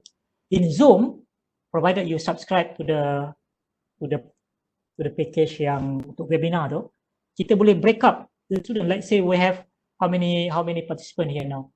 Let's say we have how many participants we have? Oh, 200 something. Oh, right. We have 200 something here. So I can break up all the participants into, let's say, a room of 5 or a room of 10. Then I will give you time to work on certain activity or problem, whatever. So you will discuss within that 10% in the breakup room, then come back, then we will share through Mentimeter ke apa ke. I think we can do that in WebEx. I've never done it in WebEx, but in Zoom you can do it. I'm not sure in Microsoft Teams whether you can do. Anyone knows about whether we can do the breakup room in WebEx? Or in we have confirmed. This is Jariah. We have confirmed that it's actually to do that we need to have access to the WebEx training package. So we are now in WebEx meeting. So we need to upgrade. So kita nanti akan look for that features lah kot. Dia ada WebEx training mode dengan WebEx meeting platform. Yang kita pakai ni WebEx meeting je. I really encourage you all to have that feature sebab this is one way we can engage students. Kita break up dia orang dalam, macam kita buat break up dalam kita punya kelas atau dalam kita punya conference ke apa kan, seminar, ada parallel session so on kan. So we can do that. We give them problem to work on within that group. Berapa ramai orang dalam group tu terpulang lah, tengok the size of the ni kan. Then give them 5 minutes ke 10 minutes and come back. Okay, now let's share your groups punya ni. A very effective way to engage them cognitively solving problem, especially working on scenario-based learning ke case study ke apa ke, very good. Yeah. Okay, we look into that, Prof. Inshallah. All right. So cognitive presence is basically get them to think. Okay, time to put your thinking hat. Selalu macam tu lah sebab dalam kelas lah kan. Okay, time to put your thinking hat. Everyone now work on this thing. So that's where they, and you can design the series of activities from the simplest to the more complicated. So we use a scaffolding kind of concept. The easiest problem will scaffold, will build the like building a Lego lah kan. One Lego, two Lego, then finally you get the shape. The shape is the solution lah to the problem, whatever. Cognitive presence. Yeah, okay lah. I think I will. This more on the cognitive part lah. Yeah. I don't have time to need because we are running out of time. But basically, I think a large chunk of our online course, the large chunk social presence, teaching presence, cognitive presence. The large chunk is cognitive presence. So maybe you want to read further on this community of inquiry and more on the cognitive presence. Tapi jangan lupa, the social presence almost like a prerequisite to cognitive presence, cognitive engagement. So mesti ada social presence dulu. How do we create that social environment, create that conversation, create that sense of community, baru boleh dapat buat cognitive punya engagement ni more effectively. Then the teaching presence termasuklah our presence there to show that we are there, we are monitoring, we are triggering something, we are facilitating, we are guiding. Kalau tidak, you don't see the teacher there, then you won't be able to achieve the need. Meaning that you don't get that three circle tadi to overlap. That educational, the wholesome, holistic educational experience not taking place. Okay, banyak benda saya nak cakap ni, seronok ni. So it's not until students construct their own knowledge that true learning occurs. I love this. It's not until students construct their own knowledge that true learning occurs. Principle 3. What factors motivate students to learn? So I will run this very quickly. Motivation is a prerequisite to learning. Pay attention to engagement and motivation. The basic premise is people learn best when they are actively engaged. Engaged with what? Engaged with the content, engaged with their peers, engaged with the teacher. At least these three elements of engagement here. Okay, so how do we know they are engaged? Well, online may be quite, not that easy, but one way how we can see they are engaged behaviorally, we can see they are in the chat, they are very active, summarizing the point, sharing the resources. Nampak, itu behavioral engagement tu. Yeah. I tak tahu, I tak check whether you are active or not. So some students are actually engaged behaviorally. Nampak dia very active and so on. But when we do the assessment, kita bagi quiz ataupun exam ke whatever, test, they are not doing well. They don't do well. Why? Kita kata, dia bagus lah, aktif lah. Macam-macam lah, selalu tolong kawan-kawan dia, ni. Tapi bila test, dia tak perform well. So in this case, they are behaviorally engaged, but they are not cognitively engaged.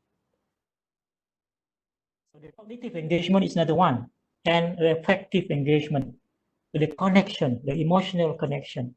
If we manage to get these three elements of engagement together, the right proportion of it, then we get them hooked. Prof, boleh saya tanya? Silakan, Hidayah. Apa ni yang tadi itu saya tertarik berkaitan dengan behavioral engagement dengan cognitive engagement. Adakah ia ada kaitan dengan short memory? I think short memory. What do you mean by short memory here? Can you elaborate a little bit? Maknanya bila dia belajar tu, lepas satu proses tu nanti dia mudah lupa. All right. Yeah, I think probably I think there's a connection ataupun relationship of engagement with how much they can retain. I would say more on the retention here. So short memory meaning short retention and so on. Yeah, I think it has a connection there, because when we want to engage students and remember about the attention span, if you read the book by cognitive by John Medina on the 10 minutes rule, then we use the neuroscience punya understanding here of engagement by understanding how the brain works and how they would retain whatever they learn. Yeah, betul lah. Thank you, Dr. Hidayah, for highlighting this one. It should have a relationship also to how much they will be able to retain after the class, because how well they are being engaged in or during the class, whether face-to-face or online context. Yes, good. Thank you. But can we get them hooked? Wow, that's not easy. Yes, but that's what we strive for. I think that. Yeah. Silakan. What do you do to ensure this cognitive engagement? Well, I think we need to have more. Example? We need to have more learning activities that will get them to engage cognitively. It can be an individual activity, can be collaborative group activities. So this is where we need to focus more on the kind of activities that would really involve. We need to get them involved in that kind of activity. So there are many examples, and one of it, this way now I'm getting into this now. Student engagement technique ni, kalau if you can get hold of this book, basically anything that would get them into the active learning mode and leverage on their motivation, that meaning that we really get them to motivate, being motivated to involve in the active learning environment based on the activities that we have designed. So this book actually offers a lot of techniques, activities that you can use in order to have these two elements together in your course that will engage the students. You just get hold of this book and you will pick any of those activities, that technique, and apply it in your classroom. And another book. So I think I will skip all this model, basically addressing how to really get the students to engage. I have a lot more actually. It seems that 2 hours are not enough to cover all this, but let me just quickly jump to. Prof? Yes, go ahead. Hi, sorry. In my experience, it's just the same few students who are hooked. The rest are always unhooked. So what is your experience and what do you say to this? I have the same experience, and still I'm not able to get 100% of students to, I don't know. It's really hard to get everyone to equally actively participate. I'm not even looking for everyone, Prof. 50% will do. It's just a lot less, actually. 50% is possible, I think. 50% is possible. And maybe not 50, yeah, probably 70, 80s. Yeah, if you can stretch that would be good. I think we should strive for at least 70, 80% or two-thirds of the classroom will engage. But the rest, one third is quite big actually, but there's always like 10% that really, whatever we do, they are just they want to get hooked. It's their choice. I don't know. I don't have the answer how to get 100%, and it's not unachievable, but it's so hard. It's so hard. It's all about in the first place, their motivation to be there. They want to be there. But I think if we try hard and consistently, and when we can have heart talk with this group, if we know who are they, perhaps we can convert some of them, and if they don't get hooked, but they will be motivated to some extent lah. So yeah, it's hard work. It's hard work, especially in online learning.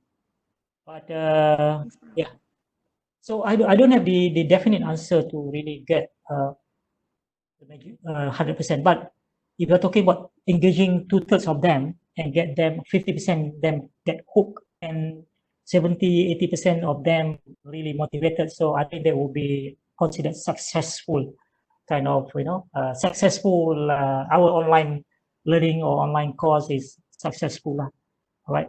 So really, I don't want to extend this further because I know all of you are also busy, but I'm going to give you all this slide. But the rest of my apa ni presentation here sebenarnya, I take the 7 principles just now, and I give examples of how we can do this in the online environment. Maybe I take one example here. Principle 1, ya. How does students' prior knowledge affect their learning? Macam mana kita nak design kita punya activities tadi to check out for the prior knowledge. So this is what my own practice. For example, I like to use this tool. I'm sure most of you know this, Socrative. Socrative is my favorite tools because I use it a lot for my pre-classroom last time. We can use this as a pre-class, during class, and post-class. So we can use Socrative as a tool for to check for the prior knowledge. So before they, we get into the topic, we can ask them. We can design some multiple choice questions, for example, and get them to do it before the class or during the class. So we can see from the blue, from the green and the red color there, right, correct. Red means incorrect.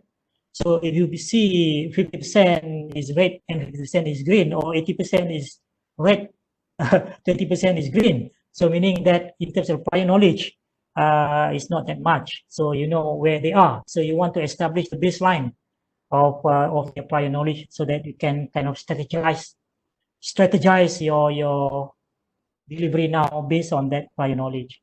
So we can use Socrative, some of my favorite tool, okay. You can use Quizlet, again, my favorite tool, to do, to check some prior knowledge or prepare them for some activities. And communication, communicate your expectation clearly. So remember the social presence just now and the teaching presence. These two things. It's all about communication. The basics is about communication. So we need to communicate our expectation clearly. And I give examples of how I do it at the beginning of the class. Usually I will write a long post or text, putting all what I expect of my students to do and what they would expect from me. So it has to be both ways, from them and from us. What I expect of them and what they should expect of me, the way I would deliver this course and so on. So make it very clear for them upfront. Yeah, we have to make it very clear upfront. Part of the community of inquiry, establish your virtual presence. So this is how I do it. I'm very visible in my course, so the students know that I'm in business. So, but you have to spend a lot of time actually. So if you really want to do it well, there's no choice. You have to allocate some time. So you have to tell at the beginning in your course where your so-called teacher, your apa dipanggil tu? Punya apa? Bantu Allah lupa. You tell exactly the students when you will be in the course synchronous. The synchronous when you are there. So you tell the student, okay, every this time I will be there. Office time, kita panggil office time lah. Office time. Okay. Okay. create a supportive online environment. Macam mana nak create supportive online course community? Ini learning principle number 5. Why do student development and course climate matter for student learning? Ini principle number 5. And how do we do this online? Create a supporting online course community. Kena rajin sikit lah. Ini cara yang saya buat lah. So bila saya bagi aktiviti pada student, kemudian tengok okay student mana yang paling rajin buat atau student mana yang first kali buat. Then you buat lah.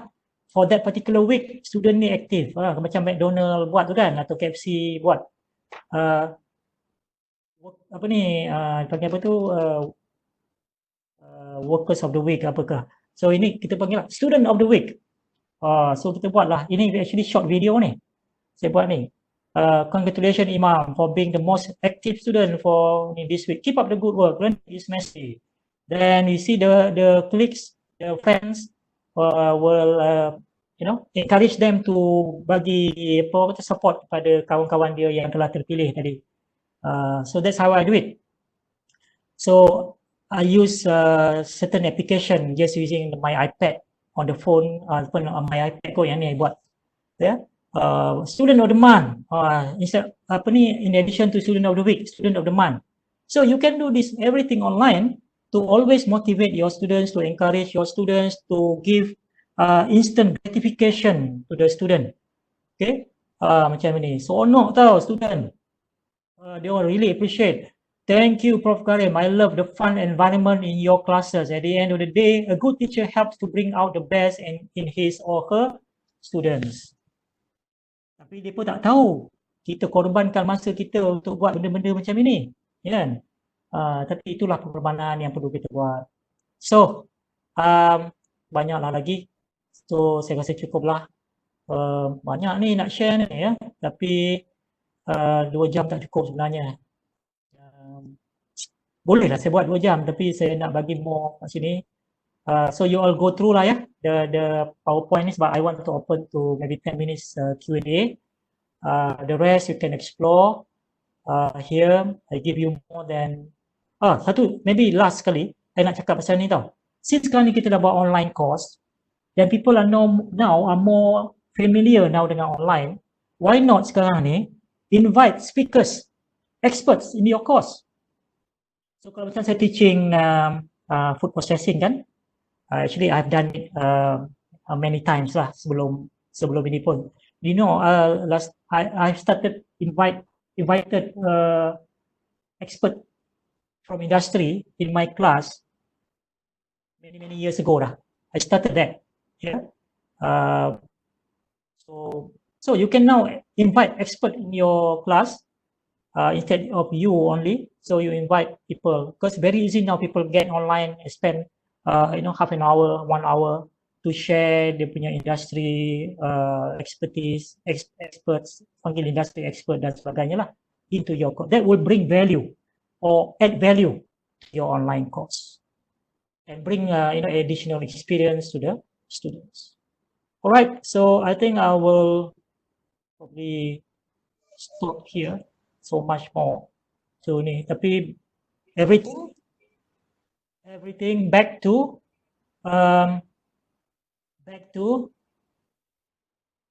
this. I just want to bring you back to this one. Yeah?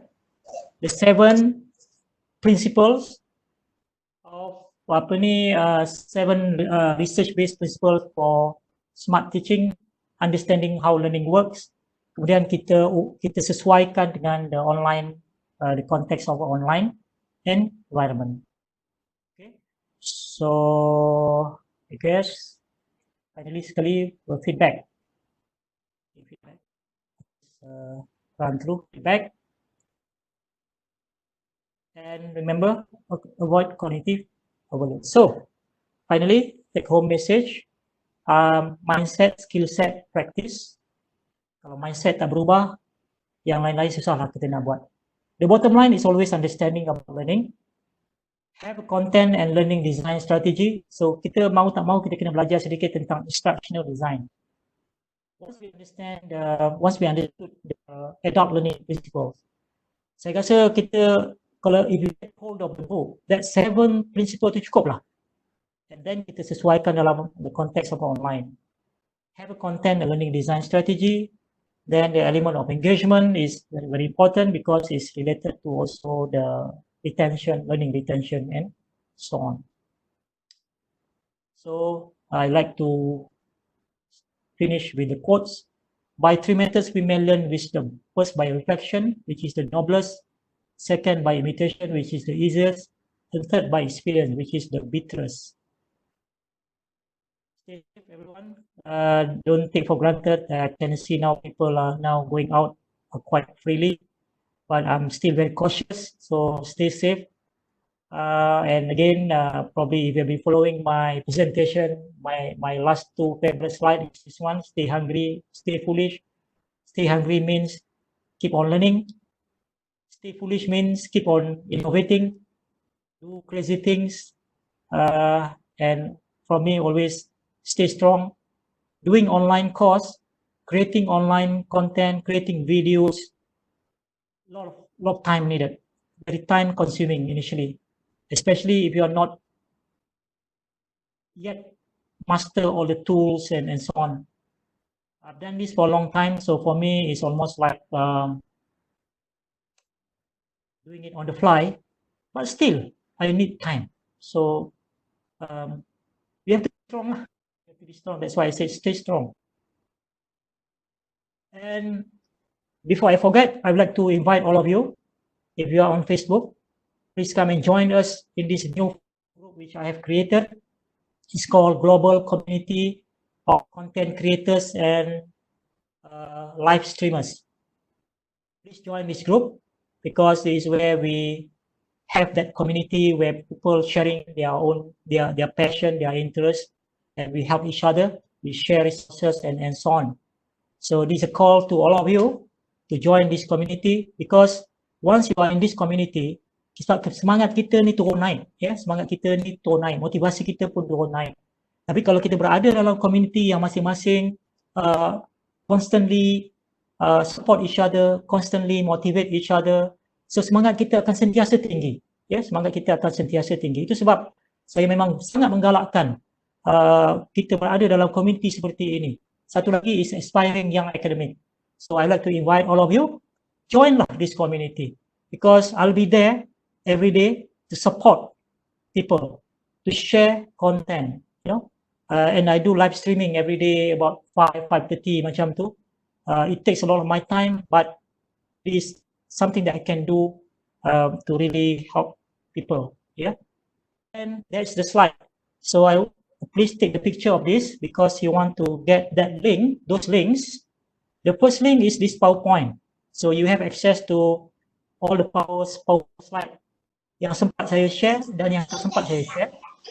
And this is the link to the online course and the link to the online course. Yeah. Right. So with that, saya mungkin serahkan semula kepada Dr. Jariah dan mungkin boleh kita entertain beberapa soalan. Saya tahu dah agak lambat, tapi I'm open to any question now. You can maybe unmute the microphone. Silakan, silakan. Okay, Prof. Thank you, Prof. And I open to everyone. In fact, there's 1 or 2 questions in the chat box, Prof. Okay, I'll take that. Okay. You need me to read it on? On first, need Prof respond from seseorang. Okay. Rethinking about concept distant or remote learning. Is it still exist in online learning or how? Oh, sorry, sekejap. Saya tertutup sharing. Takut tak sempat ambil. Okay. Saya bacakan, Prof. Okay. Okay, go. No, saya nak share balik PowerPoint tadi sebab saya tertutup. Oh, okay. Okay. Yeah. Okay, silakan. Sorry. Dalam chat ya. Okay. Boleh bacakan soalan tu tak? Okay, soalan dia bunyi macam ni. Rethinking about concept distance or remote learning, is it still exist in online learning or how? Meaning that I think the question is asking about the concept of online learning, distance, or is it now becoming remote learning? about the concept of online learning?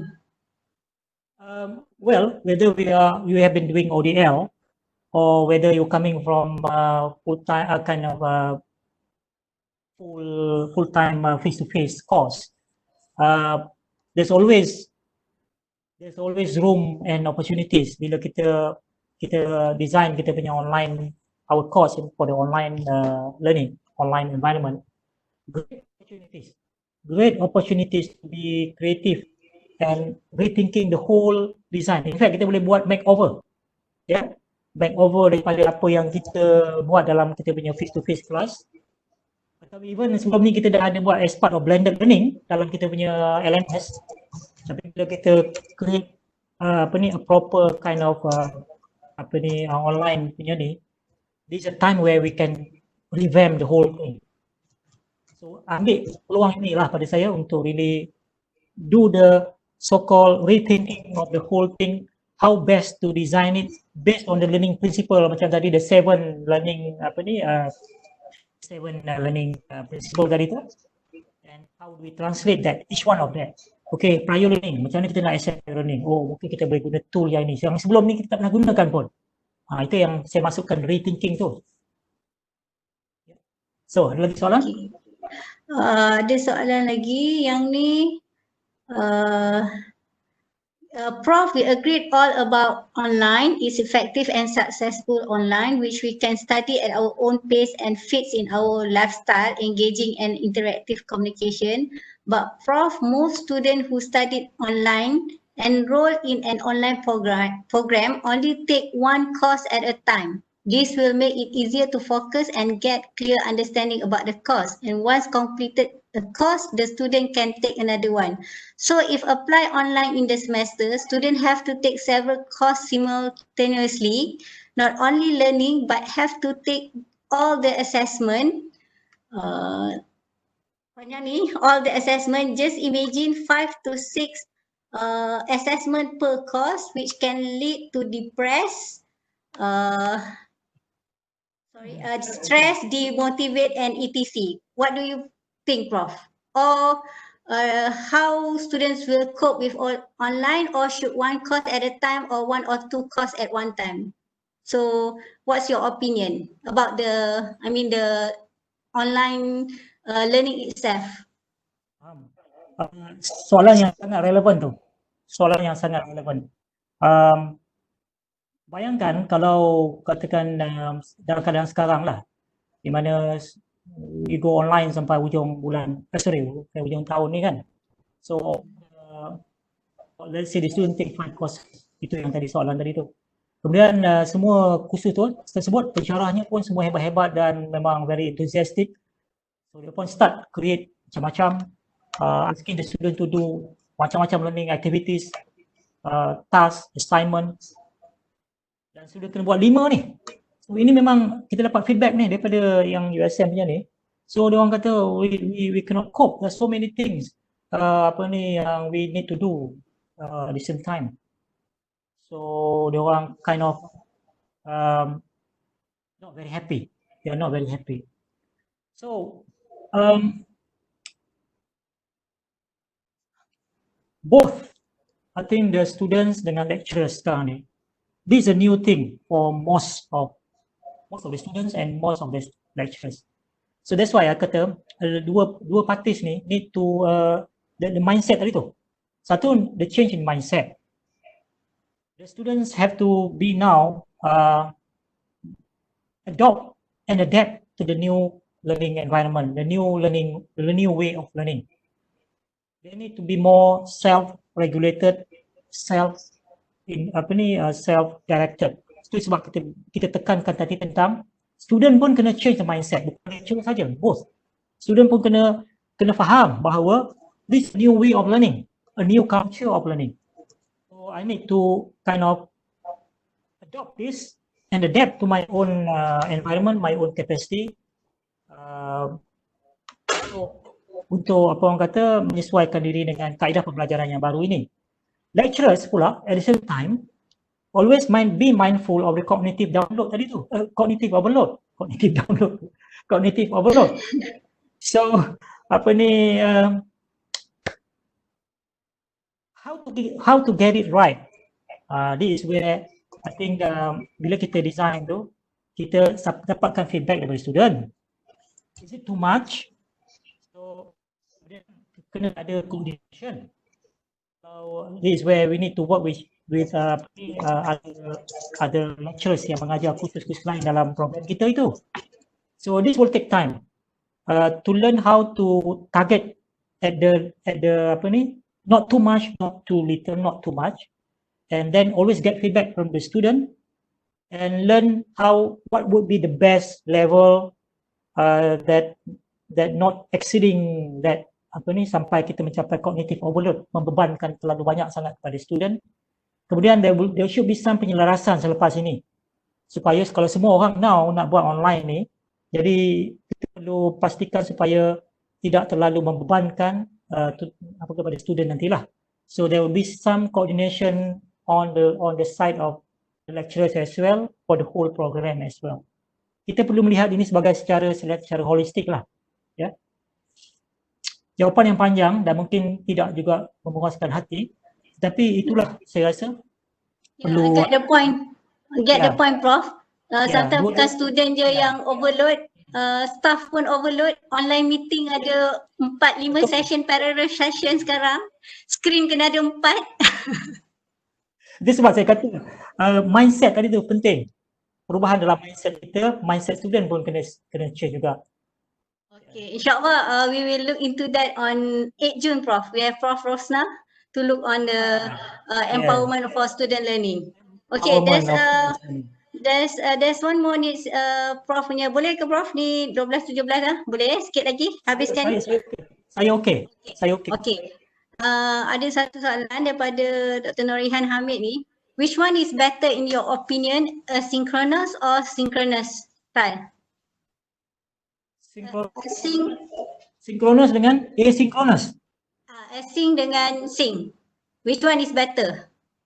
Which one is better? I think it's not a question of which one is better. I think we talk about blended learning kan.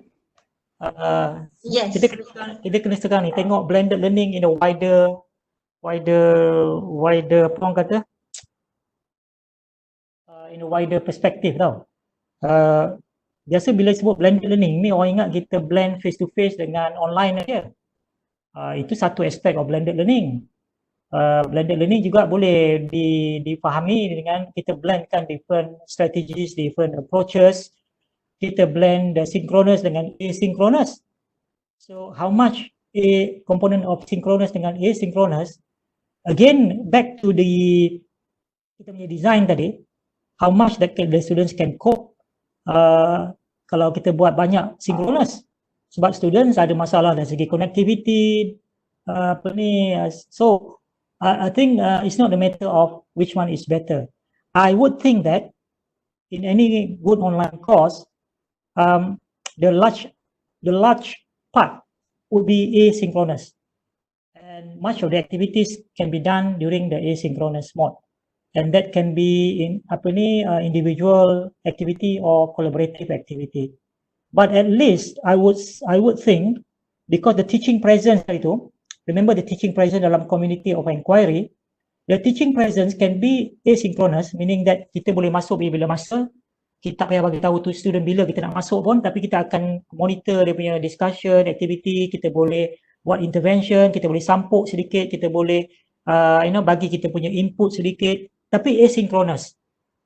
But maybe 10 or 20% saya rasa perlu ada synchronous. So kita tell the student kita punya apa yang kita panggil office time tadi tu, virtual office time.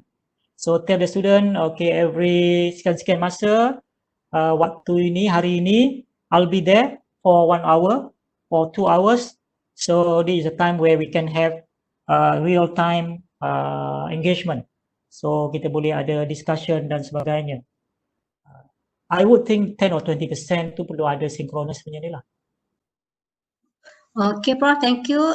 Another perspective, nak minta Prof share on what is the practice for the online final examination in USM? Oh, final, actually, almost all kita punya kursus ni kita tak ada final exam. Kita semua tukar menjadi basically macam coursework lah. Macam coursework.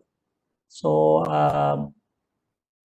maknanya banyak daripada apa ni komponen exam untuk mapkan kepada course learning outcome tu, kita convert kepada apa ni activities ataupun project ataupun assignment, ataupun ada yang buat exam juga tapi open book kind of exam lah.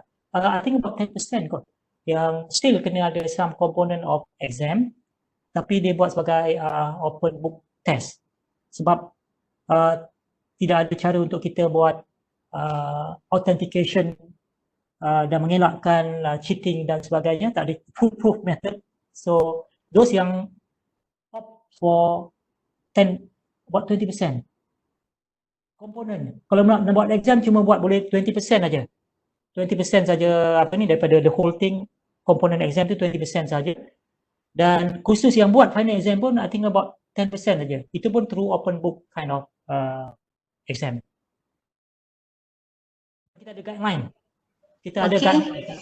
Siapa kalau nak buat open book exam apa semua ada guideline dia. Okay, Prof, sama juga macam kat kami, di sini kami sebab most yang engineering courses we still lagi practice on online final exam tu lah.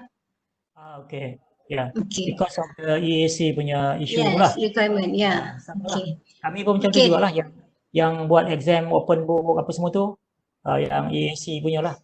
Engineering team punya. Engineering lah. Okay, Prof. It's almost 12:30. Mungkin di chat box saya dah bacakan most of the I think I covered all the questions. Siapa yang nak tanya direct boleh kot? Boleh unmute. Boleh. Ya. Boleh tanya lagi ke Prof? Siap Prof, lama ni. Dr. Syarizan. Right. Prof, tanya ni. It goes back to yang Prof share awal tadi tentang mutual respect, tentang student sensitivity, student emotion, yang kita kena empathy dengan student tu. Soalannya sejauh mana kita boleh berlembut dengan pelajar ni? Sebab based on my own experience kan, dulu masa kita undergraduate, ada lecturer tu dia koyak assignment daripada depan kita, dia kata rubbish your assignment. Dan yang tu lah kita ingat, dan lecturer tu lah yang kita paling, subjek yang kita paling fokus pada tu. Because of that attitude of the lecturer. Itulah.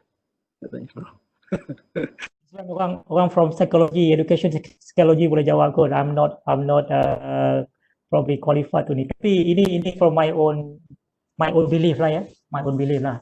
Ini mungkin bukan berdasarkan kepada the so-called the educational psychology punya approach lah. I don't believe in that lah. I don't believe in koyakkan apa semua macam tu. I've never done that in my 26 years being a lecturer in UTeM lah. I've never done that. Because I always treat students with respect. So to me, a respectful kind of relationship. But I always tell the student and be very clear and very firm about it. In the first class, the first day of the class, I tell students that, okay, we are all adults. Because macam itulah saya punya ayat tu. We are all adults and you are all adult learners. And I want to treat you all of you as adult. So please behave like one, meaning that please behave like adult. I don't want to treat you like small kids because you are all adults. Meaning that we need to create that environment where we respect each other. So being respectful is very important. So in our communication, in our conversation, online, everything, be respectful. So when you are serious and you make it very clear that as one of the ground rules in your class or in your online class or with a face-to-face class, these are the ground rules, and respect this ground rule. If you respect this ground rule, then everything will go on fine. So I make it very clear. So that's why Alhamdulillah, I rasa in these 26 years I don't have to do that. And the students know that I really mean every words that I say, because words of mouth. Dia orang dah beritahu pada student dia yang junior. Dia kata, wah kalau you ambil course Prof Karim, Be on time. Jangan be punctual. Jangan masuk lambat. Dan benda-benda macam tu. Words of mouth saja. So, tak payah apa ni orang kata tak perlu buat apa lagi dah. Sebab dia orang dah tahu. This is my style. Macam tu. Okay, kau ya? Okay. Okay, Prof. Last je, Prof. Ni we almost 12:30 ni, Prof dah apa? Prof dah apa? Dah spend more than hours ni. Okay, can you suggest 10 most top online tools for us to conduct teaching? Ini rapid fire question ke ni? Ini yang saya guna ya, yang saya guna. Socrative, Quizlet. Okay. Tanya sekejap boleh tak? Sorry? Nak tanya satu soalan. Sebab saya rasa mungkin ada kaitan dengan apa yang Prof akan sampaikan. Pengalaman Prof sendirilah sebab when we doing online teaching ni, learning ni, saya rasa kita terpaksa mengambil masa yang sangat lama and then we plan to do this and that kan.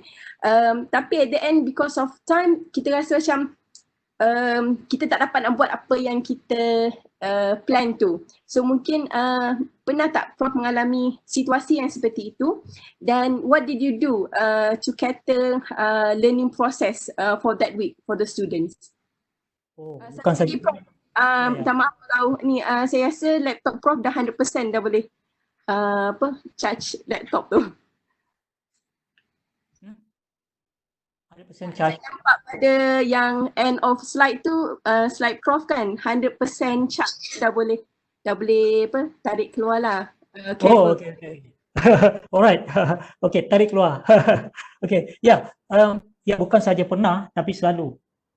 Meaning that kita plan macam ini tapi kita tak dapat deliver sebagaimana yang kita plan. Memang selalu berlaku lah. And I'm not a good planner in that sense also. Because sometimes kita kena sesuaikan dengan keadaan. Sesuaikan dengan kadang-kadang ada isu-isu ataupun masalah teknikal dan sebagainya. Kadang-kadang students for some reasons kita tak dapat nak get the activity done mengikut apa yang the pace yang kita nak.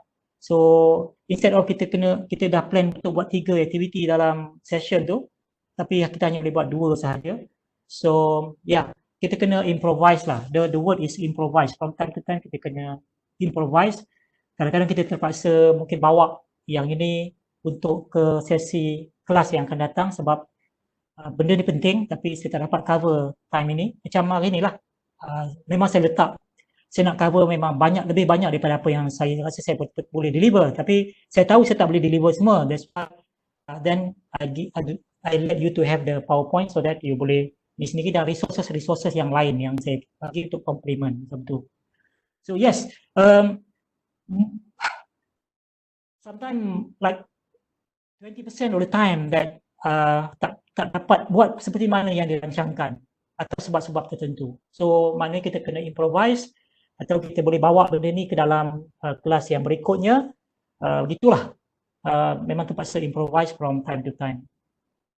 So 10 favorite tool tadi tu tak boleh jawab lagi. Socrative, Quizlet, apa lagi? Alamak, nak fikir offhand.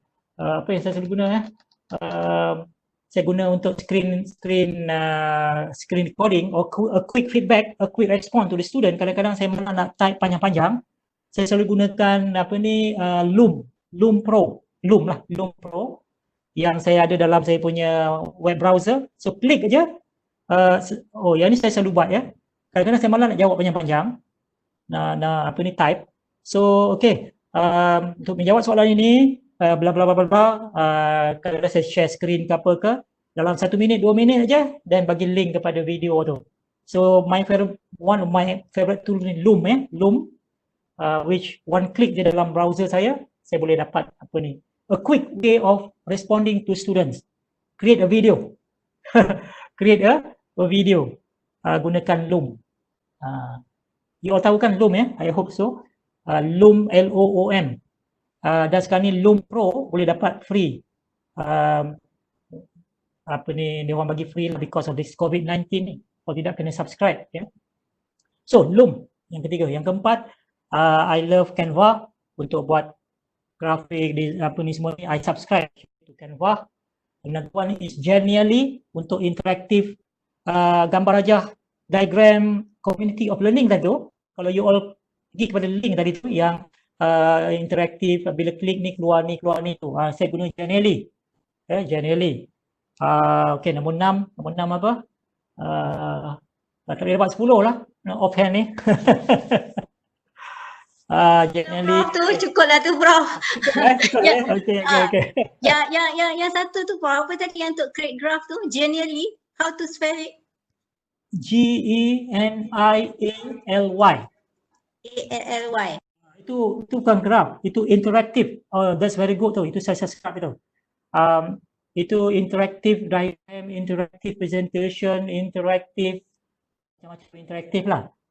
Infografik, vertical infografik, horizontal infografik. Macam-macam boleh buat. Genially. Kalau UTeM ada buat beberapa sesi dan sesi tersebut direkodkan, so you all boleh tengok. You go to my CDAE punya website, cdae.usm.my. You'll find the recorded session, step by step tutorial macam mana nak gunakan Genially. Okay. CDAE USM.my. CDAE USM website. Ada sesi 2 jam macam mana nak gunakan Genially untuk create interactive content. Okay Prof, we all dah dapat dah. Ada 5, Socrative, Quizlet, Lumpro, Canva and Genially. So banyak lagi. Ya. Tiba-tiba ini daripada novice terus nak jadi expert ni after 2 hours. Alright Prof, I think it's almost past half an hour due to the schedule slot. I thank on behalf of UTeM Prof, we thank you a lot for spending with us. The time and also the fruitful sharing that we have today. Inshallah will be a good students, not only the cognitive skills as well as the behavioral as well. Inshallah. So we'll keep on practicing. Saya ucapkan terima kasih kepada penganjur, Dr. Jariah, Dr. Fahmiza. Terima kasih kepada semua partisipan yang spend time. Saya tengok 2 atau lebih.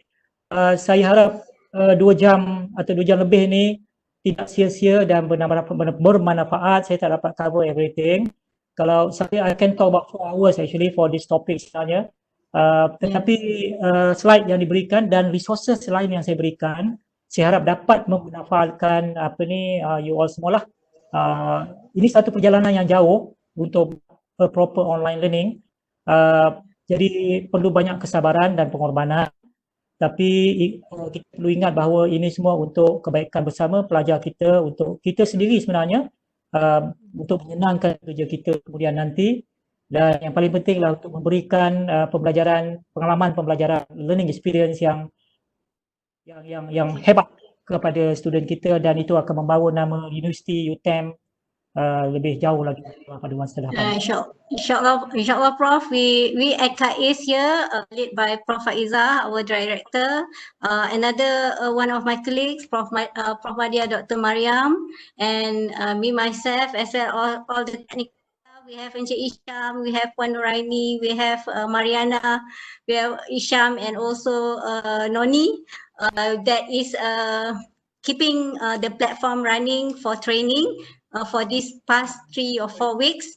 And inshallah Prof, we thank you a lot for the things, and we will always refer to you for creating the contents of the training as well. And at this time we want to share, we will also have another session on 5th June on online final exam guideline and procedure by our director of resources teaching Center for Resource Teaching and Teaching Technologies, and 8 June by Prof Dr. Rosnah Awang Hashim on students strategies to empower students remote learning.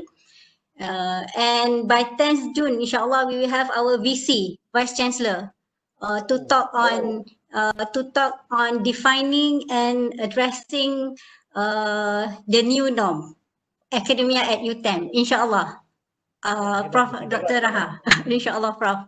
Okay, so for today's session, I thank you a lot, Prof. May Allah give you strength to keep focused and contribute to our academia's work.